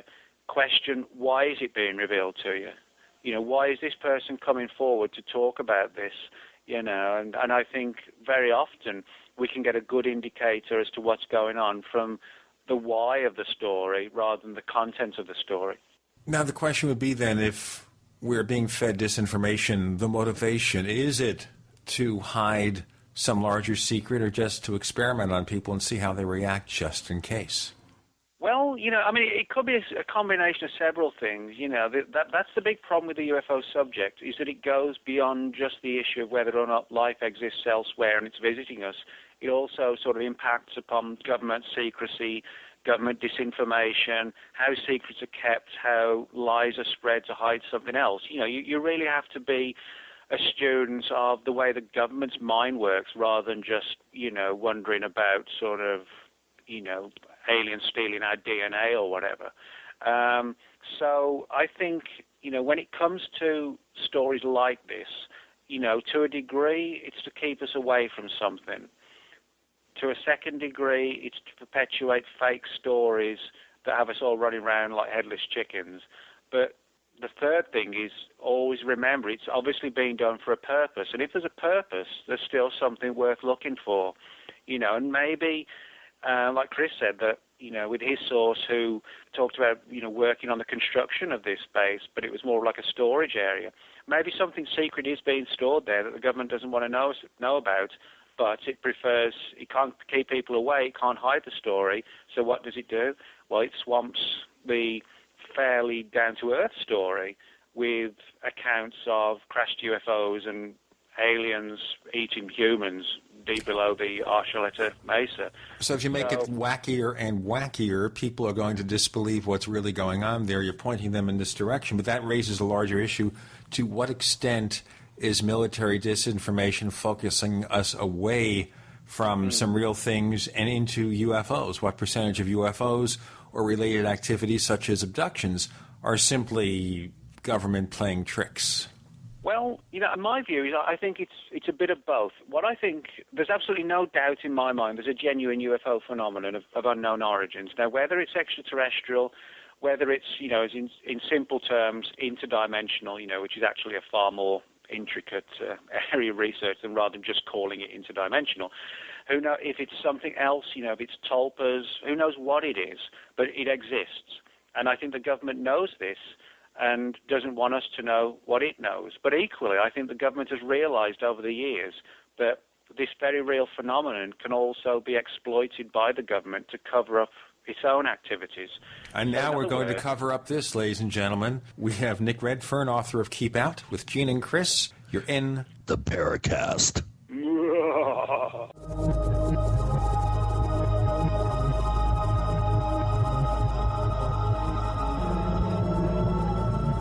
Are you tired of searching for great talk radio? Something more important. Search no more.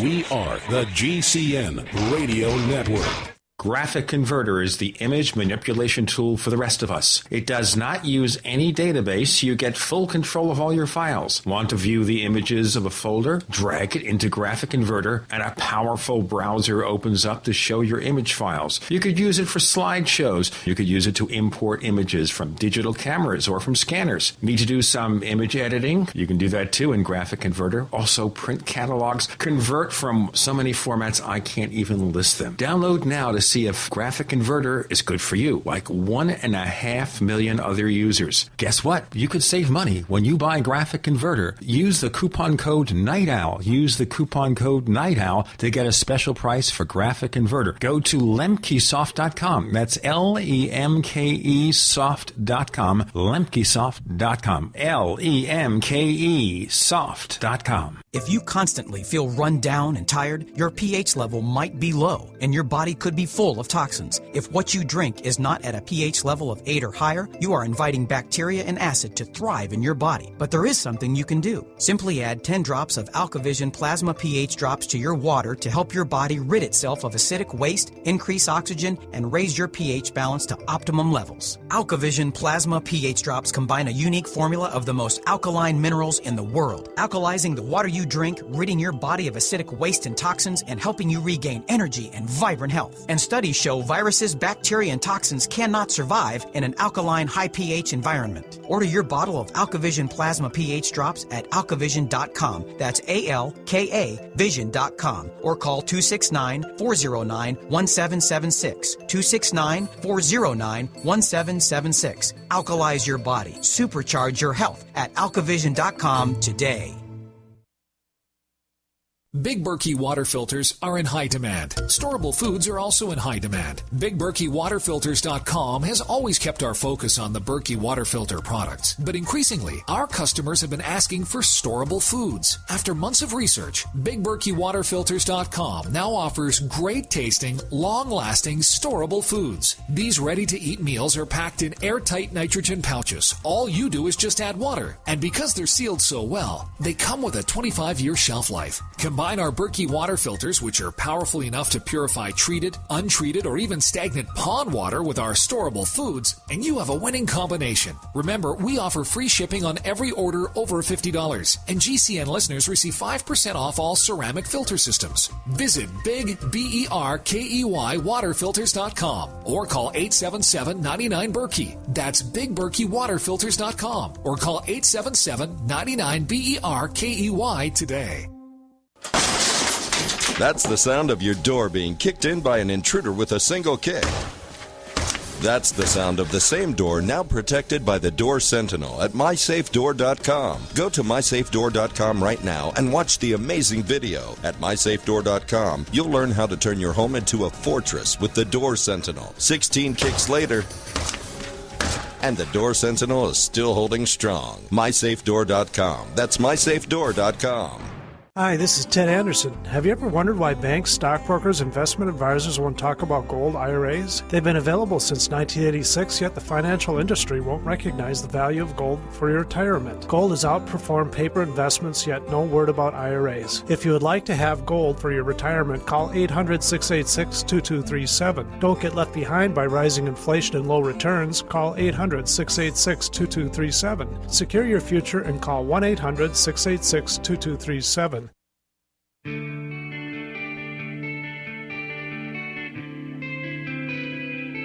This is Jerome Clark, author of the UFO Encyclopedia and other books. You're listening to the Paracast. There is no truth to the rumor that the only reason we bring Nick Redfern onto the Paracast every so often is because of his laughter. Well, my it helps. whistleblower said that is the reason. Just as Robert Plant once said, remember laughter? Yeah. Chris, Does anyone remember you want to pursue laughter? this, or let's get to some of the listener questions? Oh, you would spring that on me right now. Let's talk about Pine Gap first. Okay. Well, Pine Gap is in Australia, and it's sort of probably the most secretive location in Australia, beyond any shadow of a doubt. And it's kind of like an Australian equivalent to the National Security Agency, in the sense that, whereas agencies like the FBI and the CIA are responsible for sort of intelligence gathering, a lot of manpower involved and spying operations, espionage programs, that sort of thing. The Dulce base, like the National Security Agency in Maryland, essentially are sort of the eyes and the ears, and certainly more the ears, of sort of the espionage world. They're responsible for sort of phone tapping, monitoring emails, faxes, telephones, just basically eavesdropping on the planet and whoever it's deemed necessary to spy on, if you like, under those sort of circumstances. And Pine Gap is actually the only location in all of Australia that it's illegal to fly over. You'd imagine their equivalent to the White House might be the place, but it's actually Pine Gap. And Pine Gap's origins go back to the mid-1960s when the governments of Australia and the US signed what was known as the Pine Gap Treaty, which basically allowed for the establishment on Australian soil of this sort of classified eavesdropping agency or facility that was going to be manned by Australian personnel, but from the US, people from the NSA and the CIA. And so it had a lot of state-of-the-art surveillance equipment, things like this. But just like the CIA and the NSA, Pine Gap has also been linked with UFOs. There have been people who've talked about seeing what looked like sort of platforms opening in the desert floor, and then these weird-looking UFOs coming out and sort of taking to the skies. Now, one of the things I note in the book is that because Pine Gap is heavily involved in surveillance operations, you have to wonder, the more that our technology develops, are we seeing evidence, as some people do believe, the idea that there's an alien base below Pine Gap Or are we seeing evidence of more and more of these so-called, remotely piloted vehicles and drones that are being increasingly used for domestic surveillance, rather than just spying on enemy nations? By definition, some sort of weird-looking drone is a UFO. It's unidentified and it's flying and it's an object. But that doesn't necessarily mean it's alien. And I think sometimes when we see these weird-looking craft, like the ones that have been seen in and around Pine Gap, we may well be seeing evidence of some sort of highly advanced, terrestrial device rather than something alien. And I think the more and more our technology develops, it's going to become more and more difficult to differentiate between what might be, quote, ours or theirs. It's one of the more intriguing locations, I think, in Australia. Also, down in the southern part of the country, there's quite an interesting place where that doomsday cult from Japan may have detonated some near-nuclear device. I'm not sure if you're aware of that story, but there's a lot of room there for the government or governments to hide a lot of secrets out you're there. Right. I mean, the thing is, Australia, for the most part, is sort of inhabited the big cities, sort of around the coastal areas, and it's a huge country. It's massive. So in that sense, it makes a great deal of sense to, if you want to have a secret installation far and away from everybody, position it in Australia.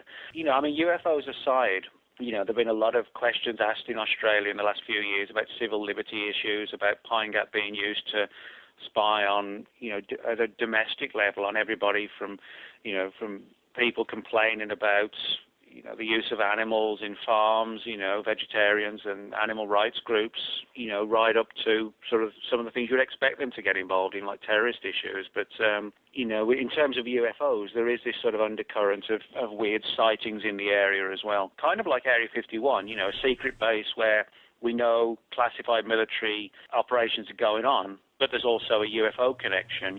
The big question is, what is the nature of that UFO connection? Is it something of ours, as I said, just now, or theirs? Well, certainly any place that you have established that you do secret testing, you're going to see that.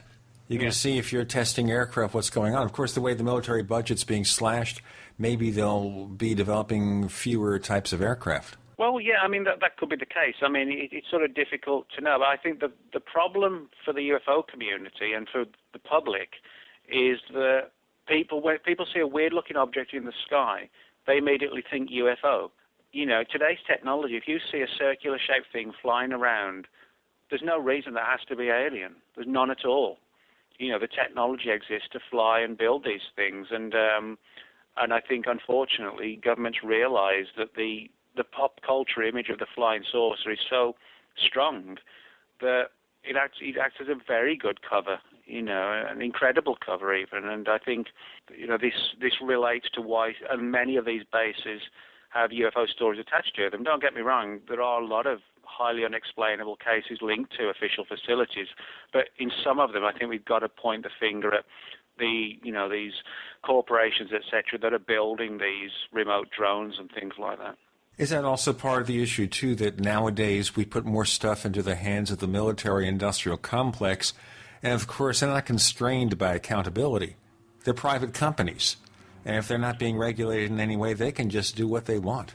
Well, yeah, and then, of course, the government has plausible deniability of saying we know nothing about this or it's nothing to do with us, which technically, you're stretching the truth to the finest line possible, but you're still telling the truth. But the government is not building this. Well, that doesn't mean the government hasn't contracted out to somebody else to build it, And I think again, with the UFO subject, I'm not trying to say I'm anything special, which I'm not, but I do think a lot of researchers miss one of the most important things, and that is, just not looking at the evidence and wanting it to be this or that, but looking at all the other potential possibilities, looking at where technology is today, looking at the geographical locations of UFO encounters in relation to military facilities and things like this, and just trying to, look at the bigger picture. I understand, the UFO subject is an emotive one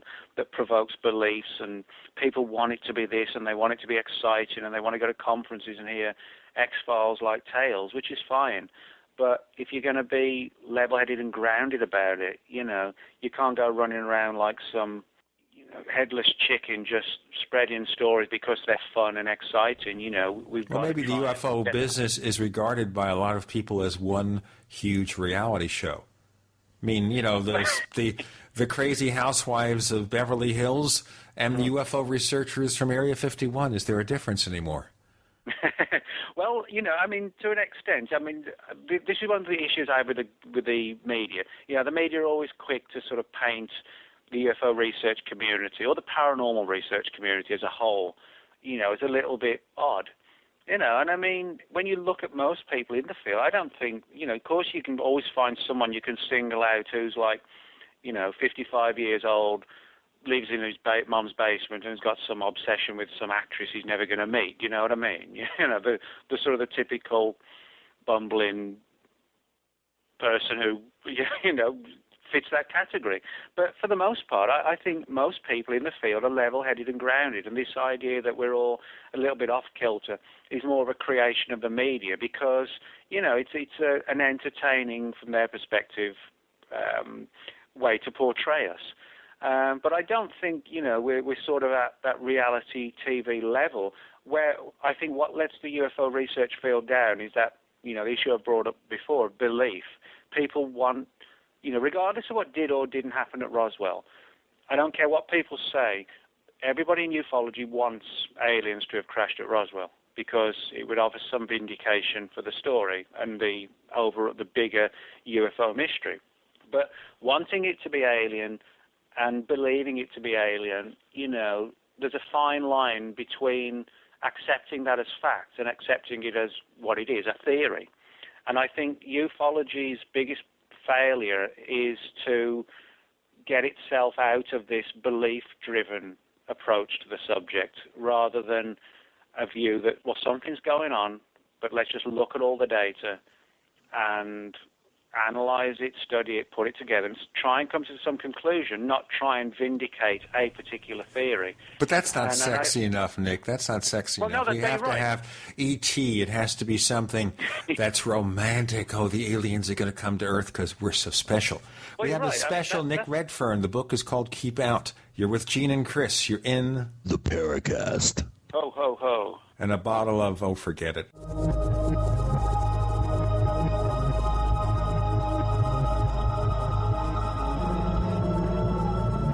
The GCN Radio Network, providing the world with hard-hitting talk radio. GCN. Great talk radio starts here. Hi, this is Ted Anderson. If you own an Apple iPhone and love to listen to your favorite programs on GCN, I've got good news for you. I'm proud to announce that GCN has a brand new iPhone app available for our dedicated listeners at GCNlive.com. Listen to your favorite hard-hitting GCN programs live or on demand right on your iPhone. And the best part? The GCN iPhone app can be yours absolutely free. Download the iPhone app today by clicking on the banner at GCNlive.com. Again, that's GCNlive.com. Hi, this is Ted Anderson. Have you ever wondered why banks, stockbrokers, investment advisors won't talk about gold IRAs? They've been available since 1986, yet the financial industry won't recognize the value of gold for your retirement. Gold has outperformed paper investments, yet no word about IRAs. If you would like to have gold for your retirement, call 800-686-2237. Don't get left behind by rising inflation and low returns. Call 800-686-2237. Secure your future and call 1-800-686-2237.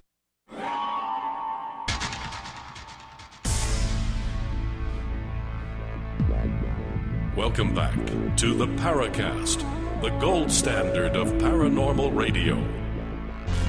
And now, here's Gene Steinberg. We have Nick Redfern. We can't forget him because he's the author of Keep Out, his latest work. Wait a minute. Ho, ho, ho. Whose girlfriend are you talking about? I don't know what he's talking about, but we'll get into that maybe later on. I'll tell you what, we got just a few segments left and so many places to visit. We got to go away from Area 51, got to go away from Down Under and Dulcie and the London Underground. What about Hangar 18? What, pray tell, is Hangar 18 other than a rather bad science fiction movie?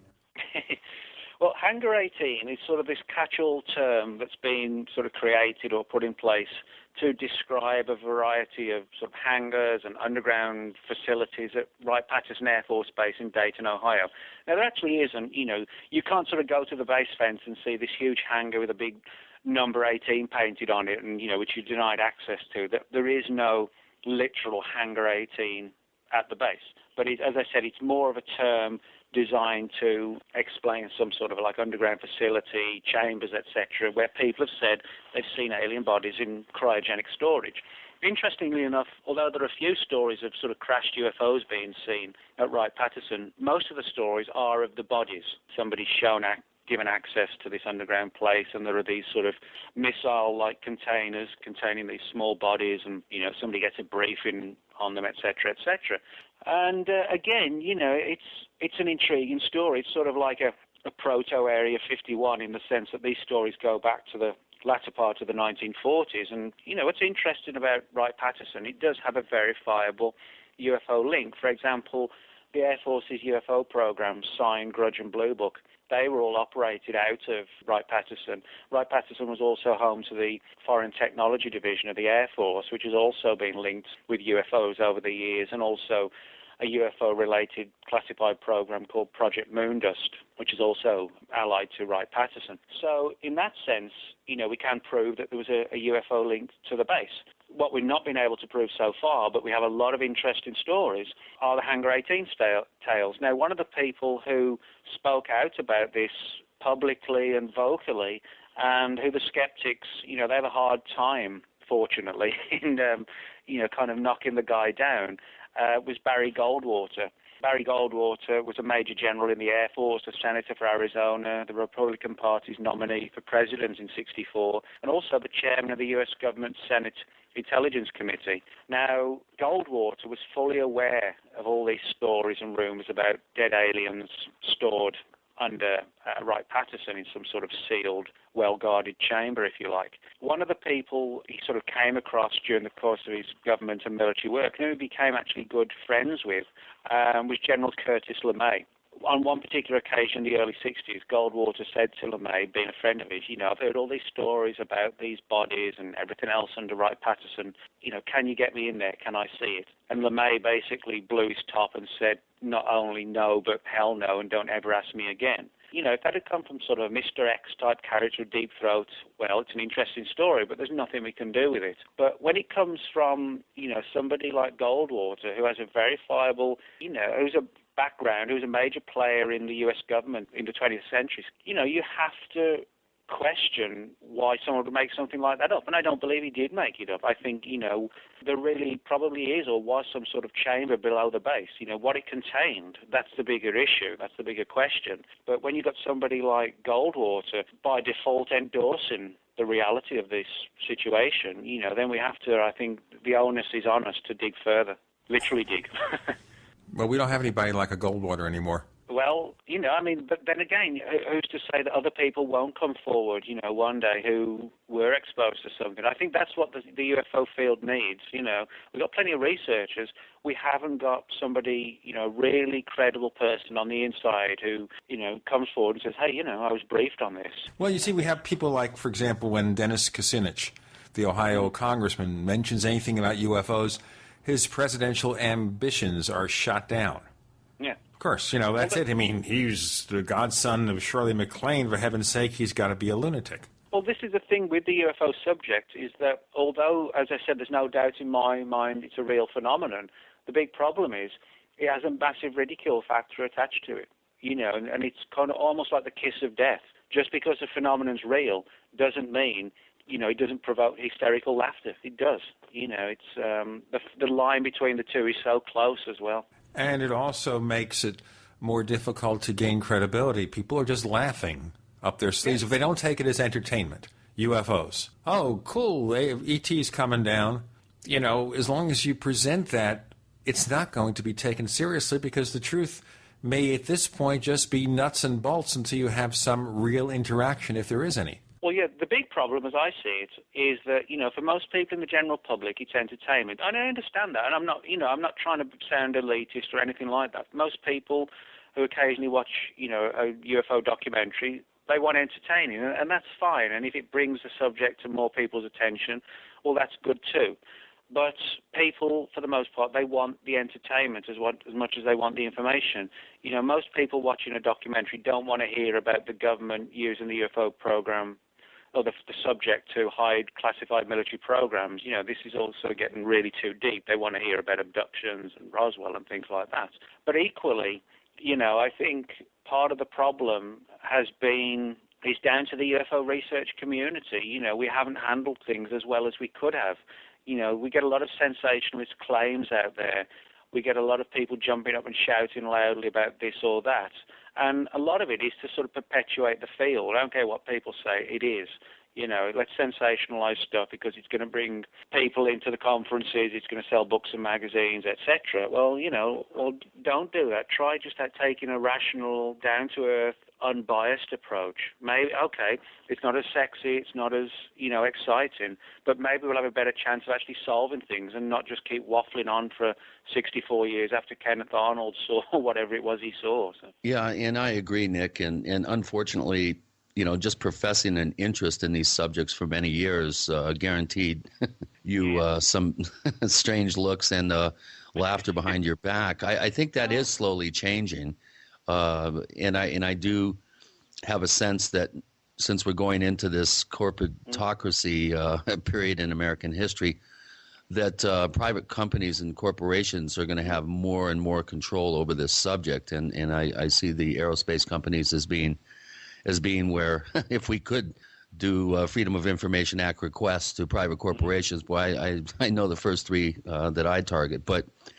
you know, this is it's like what did Churchill say about Russia? It's an enigma wrapped in a riddle inside a mystery. Or it's the same with the UFO subject and in a lesser way the underground base scenario. The more you dig, the more confusing it gets, and the more, you know, just disinformation tends to pop up. And you know, I must applaud you in your ability to collate and coalesce all this information about these various mysterious places together in one place. I think it's a real good reference book for people who want at a glance to visit some of these places. And you do cover quite a few of them, which we're not unfortunately going to have time to cover in the show. We're going to have you back, but I do have some questions from our listeners, including one from one of our newest posters, is Blabby Boy, and boy, he's firing off. There's about a dozen questions here. I'm going to start with a few of them. Have you ever heard anything located around or under the Isle of Wight? And he's been there a few times, and he's reading a feature on it in a now defunct UK UFO magazine, and he's wondering if you've ever heard of any sort of stories or any information about that area. I actually haven't. I mean, you know, the Isle of Wight, for people who don't know, is just off the south coast of England. Actually, not too far from where I used to live. Just as an aside, me and three of my friends, we had a trailer for 3 years in a little town called Brixham, which is not a million miles away from the Isle of Wight. But no, I've never heard that story at all. No. Excluding the capital cities of Birmingham and Manchester, are there any other strange secret places hidden in other cities in the UK that are of interest? Now, you do cover Mendips. So do you want to talk about Mendips and possibly Bentwaters just briefly? Yeah, I mean, the Bentwaters Woodbridge stories. We will go to visit Bentwaters and lots of other places as we continue with Nick Redfern. You're in the Paracast. Ho, ho, ho.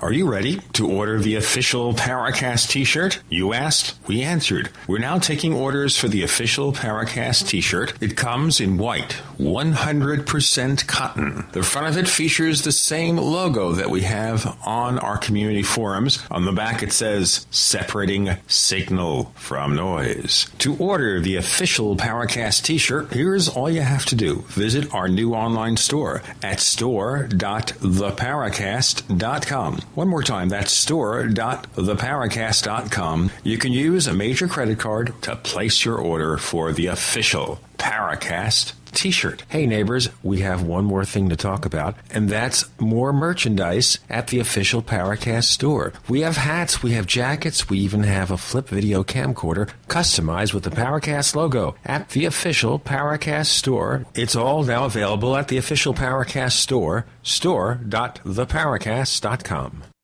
Nick Wadena with Midas Resources. If you have an IRA or 401k, did you know you can turn that nest egg into a physical gold and silver nest egg? Do you know what kind of specific precious metals are allowed by law to be in retirement accounts? Did you know that you can take physical delivery of these precious metals? Would you like to know more? It's a fact. Stocks and mutual funds have been a wild ride, and many people's retirement funds have taken large hits. If you put $100,000 in gold in January of 2009, it would be worth over $200,000 today. If you put $100,000 in silver, then it would be worth over $300,000 today.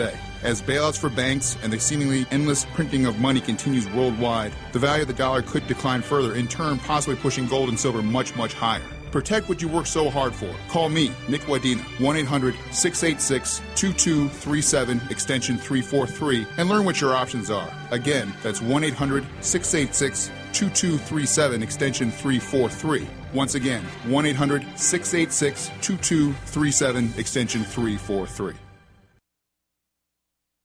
Ready to save while getting prepared? Then you're ready for the winter sale at 21stCenturyGoods.com. Take advantage of the incredible savings on all items at 21stCenturyGoods.com. Portable AM, FM, and shortwave radios from $19.95. American Red Cross emergency radios and Cato radios from $28.95. Solar lanterns from $22.95. Solar flashlights, 2 for $16.95. Hand crank LED hurricane lanterns and flashlights from $8.95. Be sure to check out the flexible solar panels to power your emergency and survival gear. Every order over $75 will receive a solar-powered flashlight absolutely free. So get prepared this winter by visiting 21stCenturyGoods.com. Spelled the number 2, the number 1, ST, CenturyGoods.com. 21stCenturyGoods.com. Or call 866-999-8422. That's 866-999-8422. 21stCenturyGoods.com. Power up your survival. Digestive health is the key to wellness and elimination of toxins. That bears repeating. Digestive health is the key to wellness and elimination of toxins. And Pro EM1 Daily Probiotic Cleanse is the key to digestive health. Pro EM1 is a powerful liquid probiotic, strong enough to cleanse, gentle enough to use every day. Pro EM1 is dairy, wheat, and soy-free, contains all natural and certified organic ingredients, contains no preservatives or animal products, supports a healthy digestive and immune system, supports weight loss, improves absorption of food nutrients, aids in controlling yeast infections, is never freeze-dried, and uses 3 groups of live, viable, beneficial microbes to cleanse and remove toxins. Order Pro EM1 Daily Probiotic Cleanse at Teraganix.com, spelled Teraganix.com, Teraganix.com. Or call toll-free 866-369-3678. That's 866-369-3678. Pro EM1, the raw probiotic.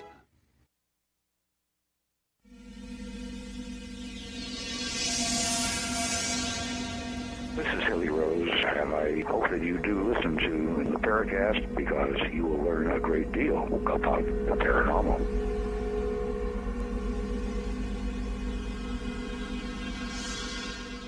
Talking about my girlfriend again?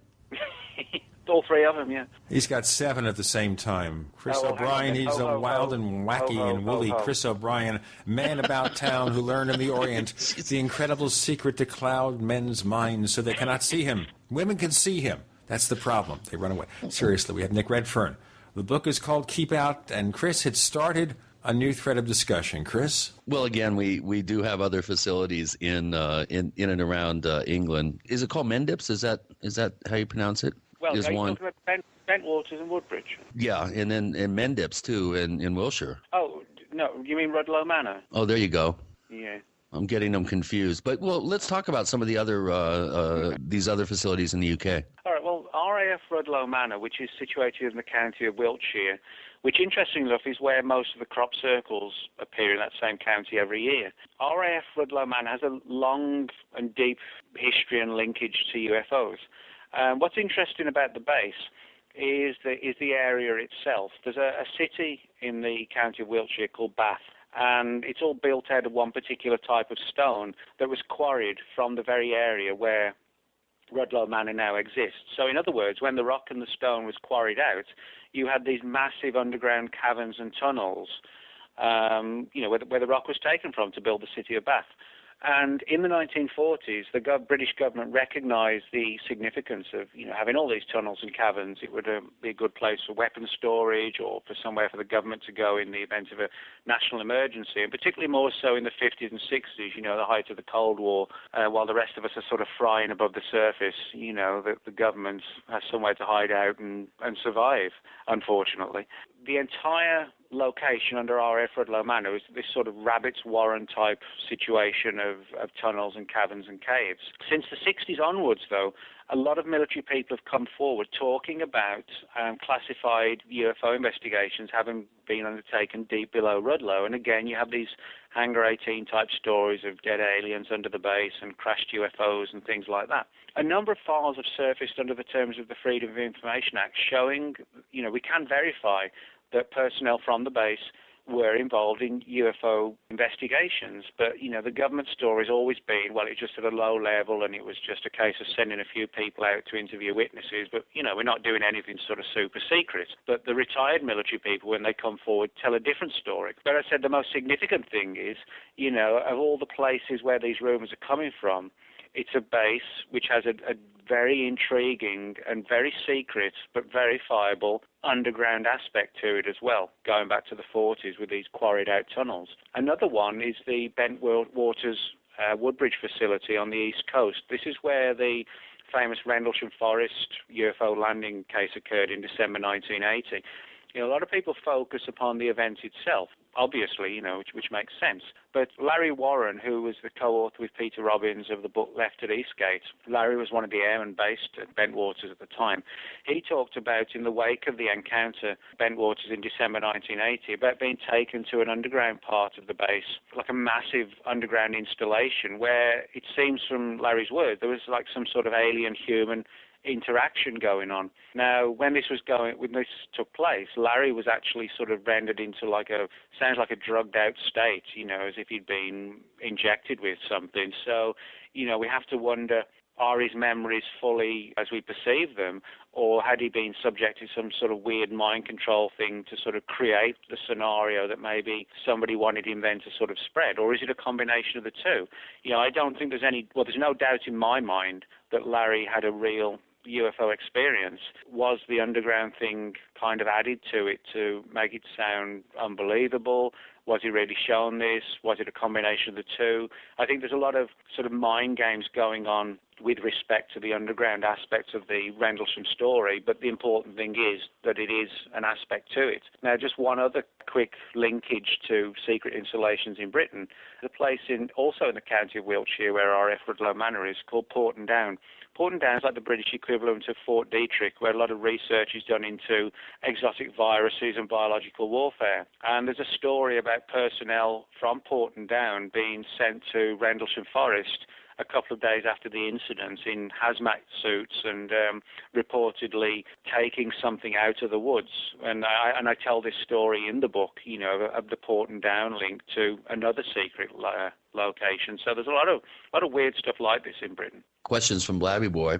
During researching, these potential locations that are tied to the UFO subject, and most of them are underground, in his words, did you ever hit pay dirt by obtaining blueprints or planning submissions sourced via local councils or libraries or similar bodies? And he puts as an aside, I've always thought this to be a weakness for the establishment. Do we know of any blueprints, let's say, for underground facilities? Has this stuff ever been inadvertently revealed? Oh, yeah. I mean, for example, with the R.F. Rudloe Manor situation in Wiltshire, England, a number of documents have surfaced through the Freedom of Information Act that actually, for example, they're like Cold War files telling people, people who held positions of authority in government, this is how you need to get into the base in the event of a national emergency. You'll be brought to entrance point A or whatever. And it talks about the different levels of the base and, what would go on in different places. In the event of a national emergency like a nuclear strike by the Russians, this is where communications would be coordinated from. This is where government continuation would be carried out, etc., etc. So we definitely have even maps and drawings and schematics, that sort of thing, of Rudlow Manor. Even plans, for example, from the 60s, telling the local fire service, in the event of an underground fire at the base, this is where you need to come to put the fire out. So we have a lot of stuff like that, and certain plans have also been released under the terms of the Freedom of Information Act about vaults at Wright Patterson. Now, of course, we don't have anything like, this would be great if we did, but we don't have anything like a map saying alien bodies vault or anything like that. But we do have evidence of maps, schematics again, and drawings, etc., showing underground facilities at the base, which, are verifiable. He goes on to ask a rhetorical question here, and that is, can a location ever really be secret? I'm just thinking that once the locals get to hear of something, it then becomes an exercise in keeping the contents or work of the location as closed as possible, and if not the location itself. And Jacques Vallée, of course, would add a fairly famous quote of his is, there's truth to these underground bases, who takes out the garbage? Yeah. Well, these are actually good points.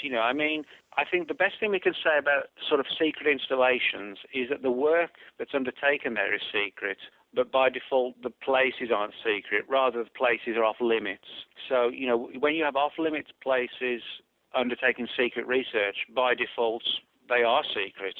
Now, I think Jacques' words certainly are more applicable to things like the Dulce base, where, the existence is denied.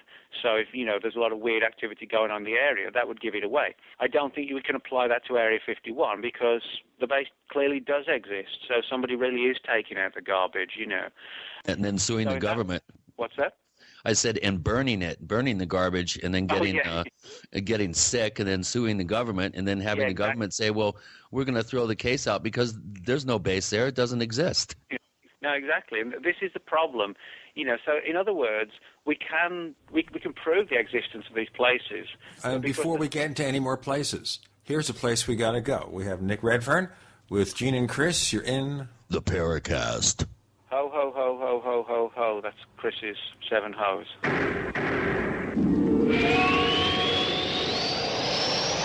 America's #1 source for independent talk radio for over a decade. We are the GCN Radio Network. Graphic Converter is the image manipulation tool for the rest of us. It does not use any database. You get full control of all your files. Want to view the images of a folder? Drag it into Graphic Converter and a powerful browser opens up to show your image files. You could use it for slideshows. You could use it to import images from digital cameras or from scanners. Need to do some image editing? You can do that too in Graphic Converter. Also print catalogs. Convert from so many formats I can't even list them. Download now to see if Graphic Converter is good for you, like 1.5 million other users. Guess what? You could save money when you buy Graphic Converter. Use the coupon code NIGHTOWL. Use the coupon code NIGHTOWL to get a special price for Graphic Converter. Go to lemkesoft.com. That's LEMKE soft.com. lemkesoft.com. LEMKE soft.com. Introducing a diabetes breakthrough, an easy, natural, organic way to bring relief to diabetics. Introducing MDS Forte, a concentrated super-strength extract formulated for those who are looking for relief. What can MDS Forte do for you? MDS Forte reduces glucose levels safely and effectively, reduces cholesterol and triglyceride levels, increases HDL or good cholesterol while reducing LDL or bad cholesterol. MDS Forte reduces A1C, improves eyesight and circulation to the limbs, and helps with weight loss. Is non-toxic, caffeine-free, 100% natural, 100% organic, and comes with a 100% money-back guarantee. Waiting for the side effects disclaimers? With MDS Forte, there are none. Order a 25-day treatment of MDS Forte by calling 213-405-5355, 213-405-5355, or visit bestbloodsupport.com. That's bestbloodsupport.com for MDS Forte, a diabetes breakthrough. Smokers, are you still smoking traditional cigarettes? Are you still smelling up your clothes and car interior, staining your teeth, and getting ashes everywhere? Why? When you could be smoking or vaping with e-cigarettes by LeSig. With LeSig e-cigarettes' revolutionary microelectronic technology, rechargeable battery, and unique replacement cartridges, you'll get all the satisfaction of smoking, but no smoking hazards. Choose from a wide variety of our new American-made Vaporite e-liquid flavors at LeSig.com, spelled Lecig.com, or call 870-518-4307. That's 870-518-4307. LeSig e-cigarettes for today's modern smoker. Warning, e-cigs may contain nicotine, an addictive substance known to the state of California to cause birth defects or cancer. Please be aware of the risks associated with e-cigs prior to use. You must be 18 years or older to purchase. Folks, have you lost your power and wanted to simply flip a switch to get the lights back on? If so, this is going to be the most important message you'll ever hear, because there's never been a better time to get ready for the winter power outages ahead. Here's why. Solar-powered generators are now available from our friends at Solutions from Science, one of our oldest sponsors. Their emergency backup systems provide life-saving electrical power when you need it most. Unlike gas generators, a solar generator runs quietly, emits no fumes, and produces electricity from the sun. It's like having an electric power plant running quietly in your own home. Whether it's ice storms, brownouts, or blackouts, you'll never have to suffer through painful power outages again. When the power goes out this winter, you'll be ready with a solar-powered generator from Solutions from Science. Go to mysolarbackup.com for more information. That's mysolarbackup.com or call 877-327-0365.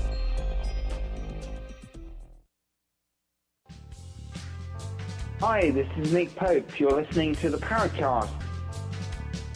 I'm not counting the number of hoes that he's talking about there, because I think we're getting into weird stuff. You're in the Paracast with Gene and Chris and Nick Redfern, author of Keep Out, and you were in the middle of an interesting discussion. Let's continue.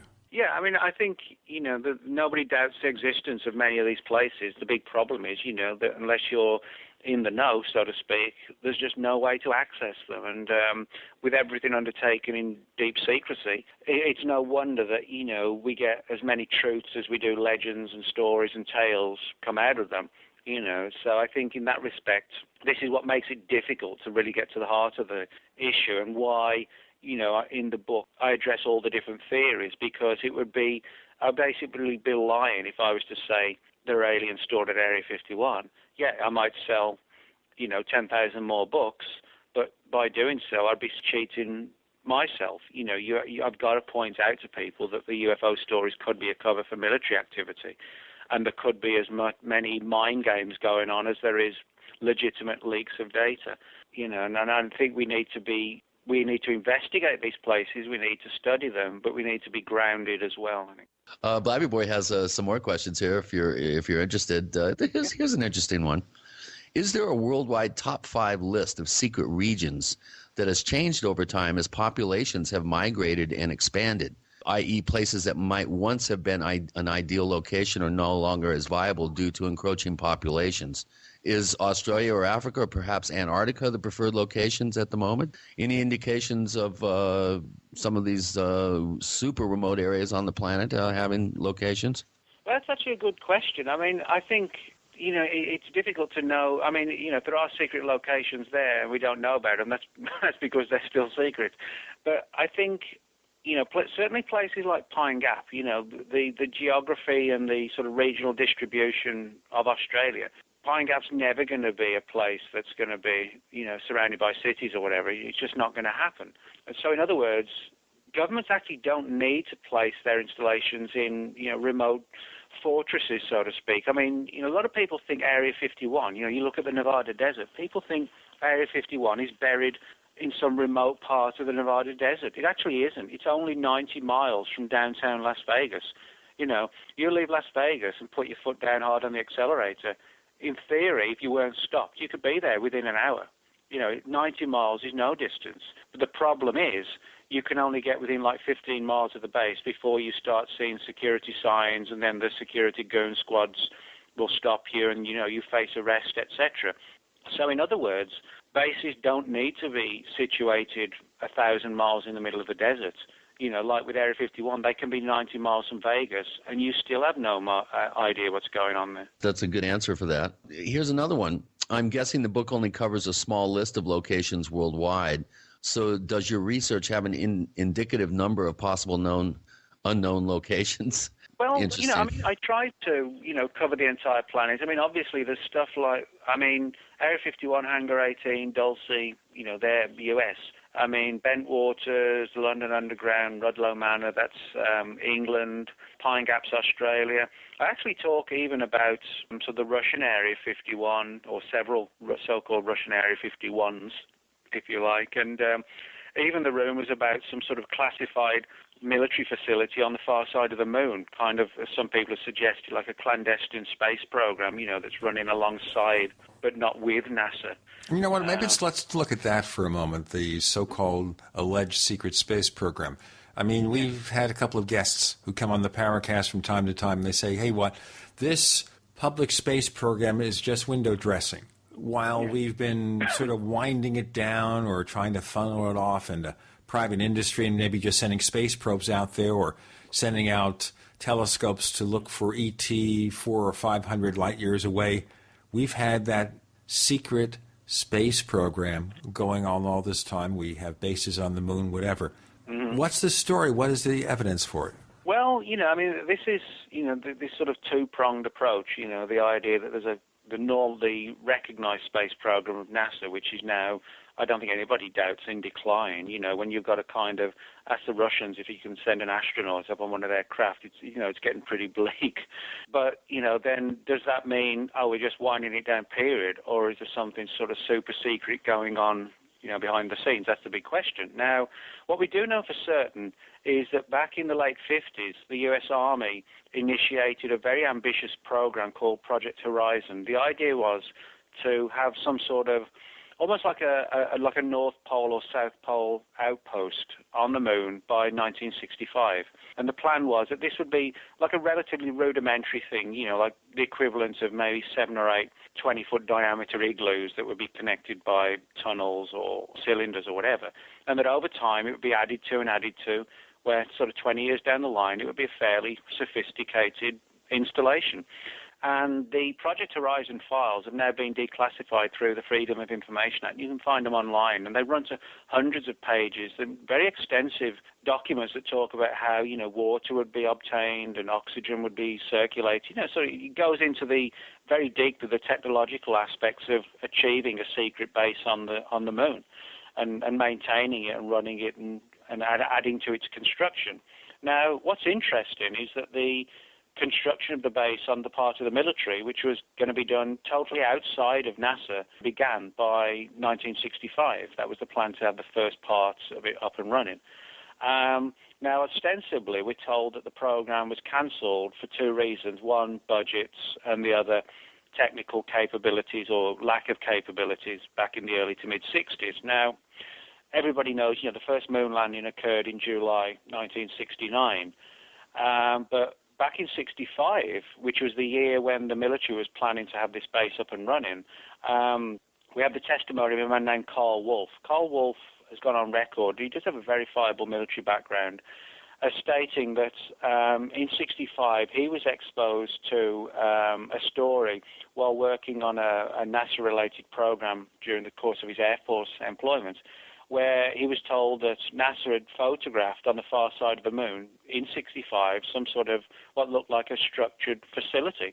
NASA had no idea who built it or what it was. And, of course, the first tendency is to think, well, it's got to be aliens because, Armstrong and Aldrin hadn't even landed on the moon yet. This was 4 years later. And maybe it is, maybe there is something there, maybe it is an alien installation. But on the other hand, when we find in this very year, 65, the military was planning to get some sort of, small rudimentary base on the moon and then add to it, time-wise it fits in with what the Project Horizon reports talk about. So, could we actually be seeing evidence of some sort of clandestine space program, in the testimony of Carl Wolf and the Project Horizon files? I don't rule that out.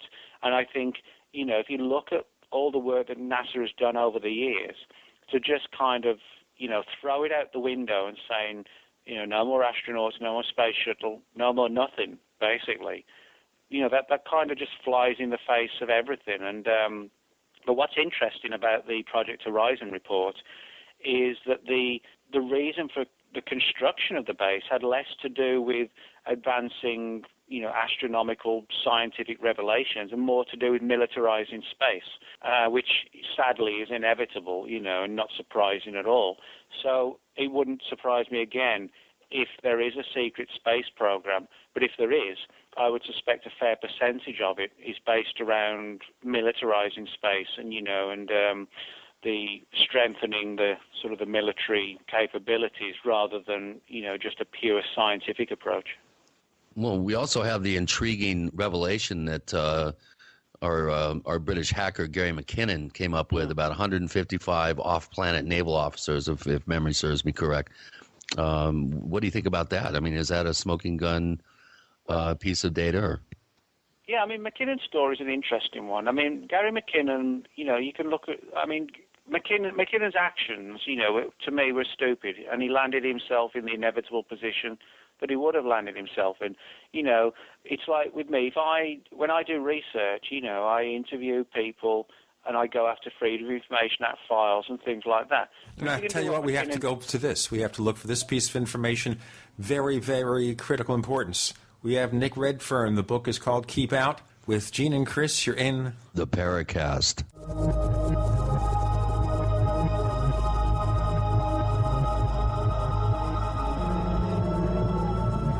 Are you tired of searching for great talk radio? Something more important. Search no more. We are the GCN Radio Network. Is there a secret UFO agenda? Do strange creatures from the darkest corners of the mind roam the Earth? Is there evidence for mind control, time travel, or devious government conspiracies? Find out the inside scoop on the latest conspiracies, paranormal activity, and Fortean phenomena when you subscribe to Tim Beckley's Conspiracy Journal. It's jam-packed with stories, special book and DVD promotions, and the best news, it's absolutely free, sent right to your mailbox. Plus, a bonus free email newsletter sent out every Friday. Simply send an email with your name and address to Mr. UFO at webtv.net. That's Mr. UFO at webtv.net. Find out what they don't want you to know. If you constantly feel run down and tired, your pH level might be low and your body could be full of toxins. If what you drink is not at a pH level of 8 or higher, you are inviting bacteria and acid to thrive in your body. But there is something you can do. Simply add 10 drops of AlkaVision Plasma pH drops to your water to help your body rid itself of acidic waste, increase oxygen, and raise your pH balance to optimum levels. AlkaVision Plasma pH drops combine a unique formula of the most alkaline minerals in the world, alkalizing the water you drink, ridding your body of acidic waste and toxins, and helping you regain energy and vibrant health. And studies show viruses, bacteria, and toxins cannot survive in an alkaline, high pH environment. Order your bottle of AlkaVision Plasma pH drops at alkavision.com. That's ALKA Vision.com. Or call 269-409-1776. 269-409-1776. Alkalize your body. Supercharge your health at alkavision.com today. If you owe money to the IRS, you can't make the problem go away by yourself. But with the help of Dan Pilla, you can get your problem solved once and for all. Hi, I'm Dan Pilla. For 30 years, I've helped thousands of people solve their tax debt problem, and I can help you solve yours too. We take a very simple but proven 3-step approach to solving your problem. First, we stabilize IRS collection actions so you don't have to worry about the IRS seizing your bank account or paycheck. Next, we build a comprehensive plan to get your tax debt reduced to the fullest extent possible, sometimes even completely eliminated. And finally, we work with you every step of the way to get your problem solved once and for all. Call us for a free consultation. Call 1-800-346-6829. We'll work together to get your problem solved, guaranteed. Dan Pilla has been protecting taxpayers from the IRS for 3 decades, and he can help you too. Call us today at 800-346-6829. That's 800-34-NO-TAX. Did you ever think you'd be where you are a decade into the 21st century? Record foreclosure rates for homes, if not yours, your neighbors. Thankful for the unemployment check since you were laid off. And placing your child's name on the angel tree in hopes of a Christmas gift, along with thousands of other Americans. Did you ever think your future would feel this out of control? The fact is, in all this craziness, there's only one thing you can control. Your greatest dependency, your food supply. Make 2012 the year you take control by getting prepared. eFoods Direct introduces the best way to build your food supply in the 21st century. Get a 21-day supply of food free with purchase. Call 800-409-5633 or go to efoodsdirect.com/Alex. Take back control in 2012. Call 800-409-5633 or go to efoodsdirect.com/Alex. Remember, you can bet your life on eFoods Direct. Hello, this is Rosemary Ellen Guiley, and you're listening to the Paracast, the gold standard of paranormal radio.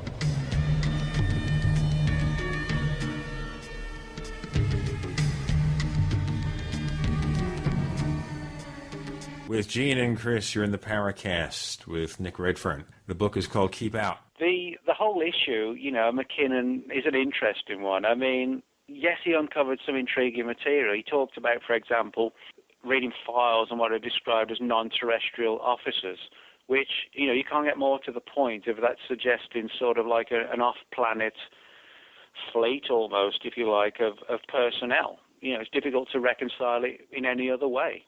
Particularly the fact that he hacked NASA, and uncovered that material. The government, for the most part, hasn't commented on, what these documents were or what that title or term means. They focus more on trying to prosecute McKinnon. Now, a lot of people, have different views on McKinnon. Some people view him as like a valiant crusader. Other people view him as an idiot who was sort of, it was his own fault and inevitable that he would land himself in the position that he now finds himself. I don't encourage anyone, and never would, to sort of hack the Pentagon, because you're just asking for trouble. And for the most part, you're not going to find anything. The idea that you won't get caught, won't get found out, and won't get either jailed or attempted to be jailed in the process is ridiculous. I actually don't think it sort of helps our cause. It might sound great for some sort of techno-conspiracy thriller, but running around hacking the Pentagon, all that's going to do is get you landed in jail and hardly any information in the process. And I think for that reason, that's why, McKinnon, within the UFO field, he attracts champions and people who just think he's an idiot. For example, you can find whole websites that sort of champion McKinnon's actions. Paul Kimball, a good friend of mine in Canada who runs Red Star Films and made a number of UFO films, Paul has no sympathy for McKinnon at all. And I think somebody like McKinnon attracts that kind of, totally black and white scenario where one person takes this view and one takes another. But regardless of how we view McKinnon, there's absolutely, the one thing we cannot take away from is that while looking for material on UFOs and, NASA's involvement in such issues, he came across this list that mentioned these so-called non-terrestrial officers. And this is an area that, while, as I said, what's intriguing is that while the government has been quite vocal on its attempts to try and get McKinnon brought over from the UK to be prosecuted and jailed in the US, there's been no talk at all about what this term non-terrestrial officers means. The emphasis has been on the fact that he hacked, not on the material that he said he found. Chris, any more questions left? Yeah, Angelo, of course, our healthily skeptical moderator, has an interesting question that's news to me. And he goes, I don't think I've ever heard Nick talk about his experience on Penn and Teller's show. I'd like to hear his thoughts on that. You were on Penn and Teller? Yeah, this is actually nothing to do with UFOs. It was about, probably six, 7, maybe 8 years ago now. I forget now, something like that. But it was certainly mid-2000s. It was actually a ghost hunting show. What happened was I got a call asking if I could, if I was willing to appear on the show and, go on a ghost hunting exercise. So we went out to a town in East Texas called Jefferson. Jefferson's an old town, a lot of history to it, and a lot of haunted hotels and buildings and things like that. So we went out there and did like a nighttime ghost hunt, and stalked out some of these haunted rooms. And I was there with a couple of other ghost hunters, who had all this sort of equipment for checking temperatures and things like that. I by my own admission, I'm not a ghost hunter. I'm not really qualified in those areas, other than the fact that I'm interested in the paranormal. So I kind of went along more as an observer. And we did the investigation. We sort of checked out the haunted houses and interviewed different people and stuff like that.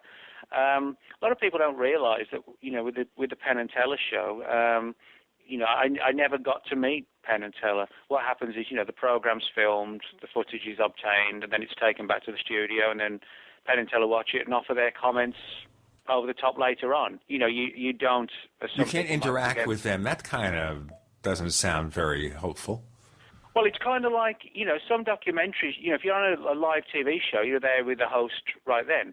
But you watch something like UFO Hunters, which is like reality-driven, the three guys are there interviewing the people. Or if it's something like Ancient Aliens, it's head and shoulders interviews and then like a voiceover. Penn and Teller show is a bit different because, you get the footage is the people are interviewed, and then Penn and Teller sit down and watch it and offer their views later. So for me, I think I would have enjoyed it more had I had the chance to sort of sit down. We could have really got a heated debate going, between the three of us. That would have been cool TV.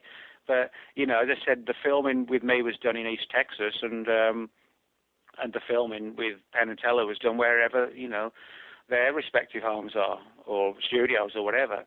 So, you have no sort of direct interaction with them. I haven't watched the show, so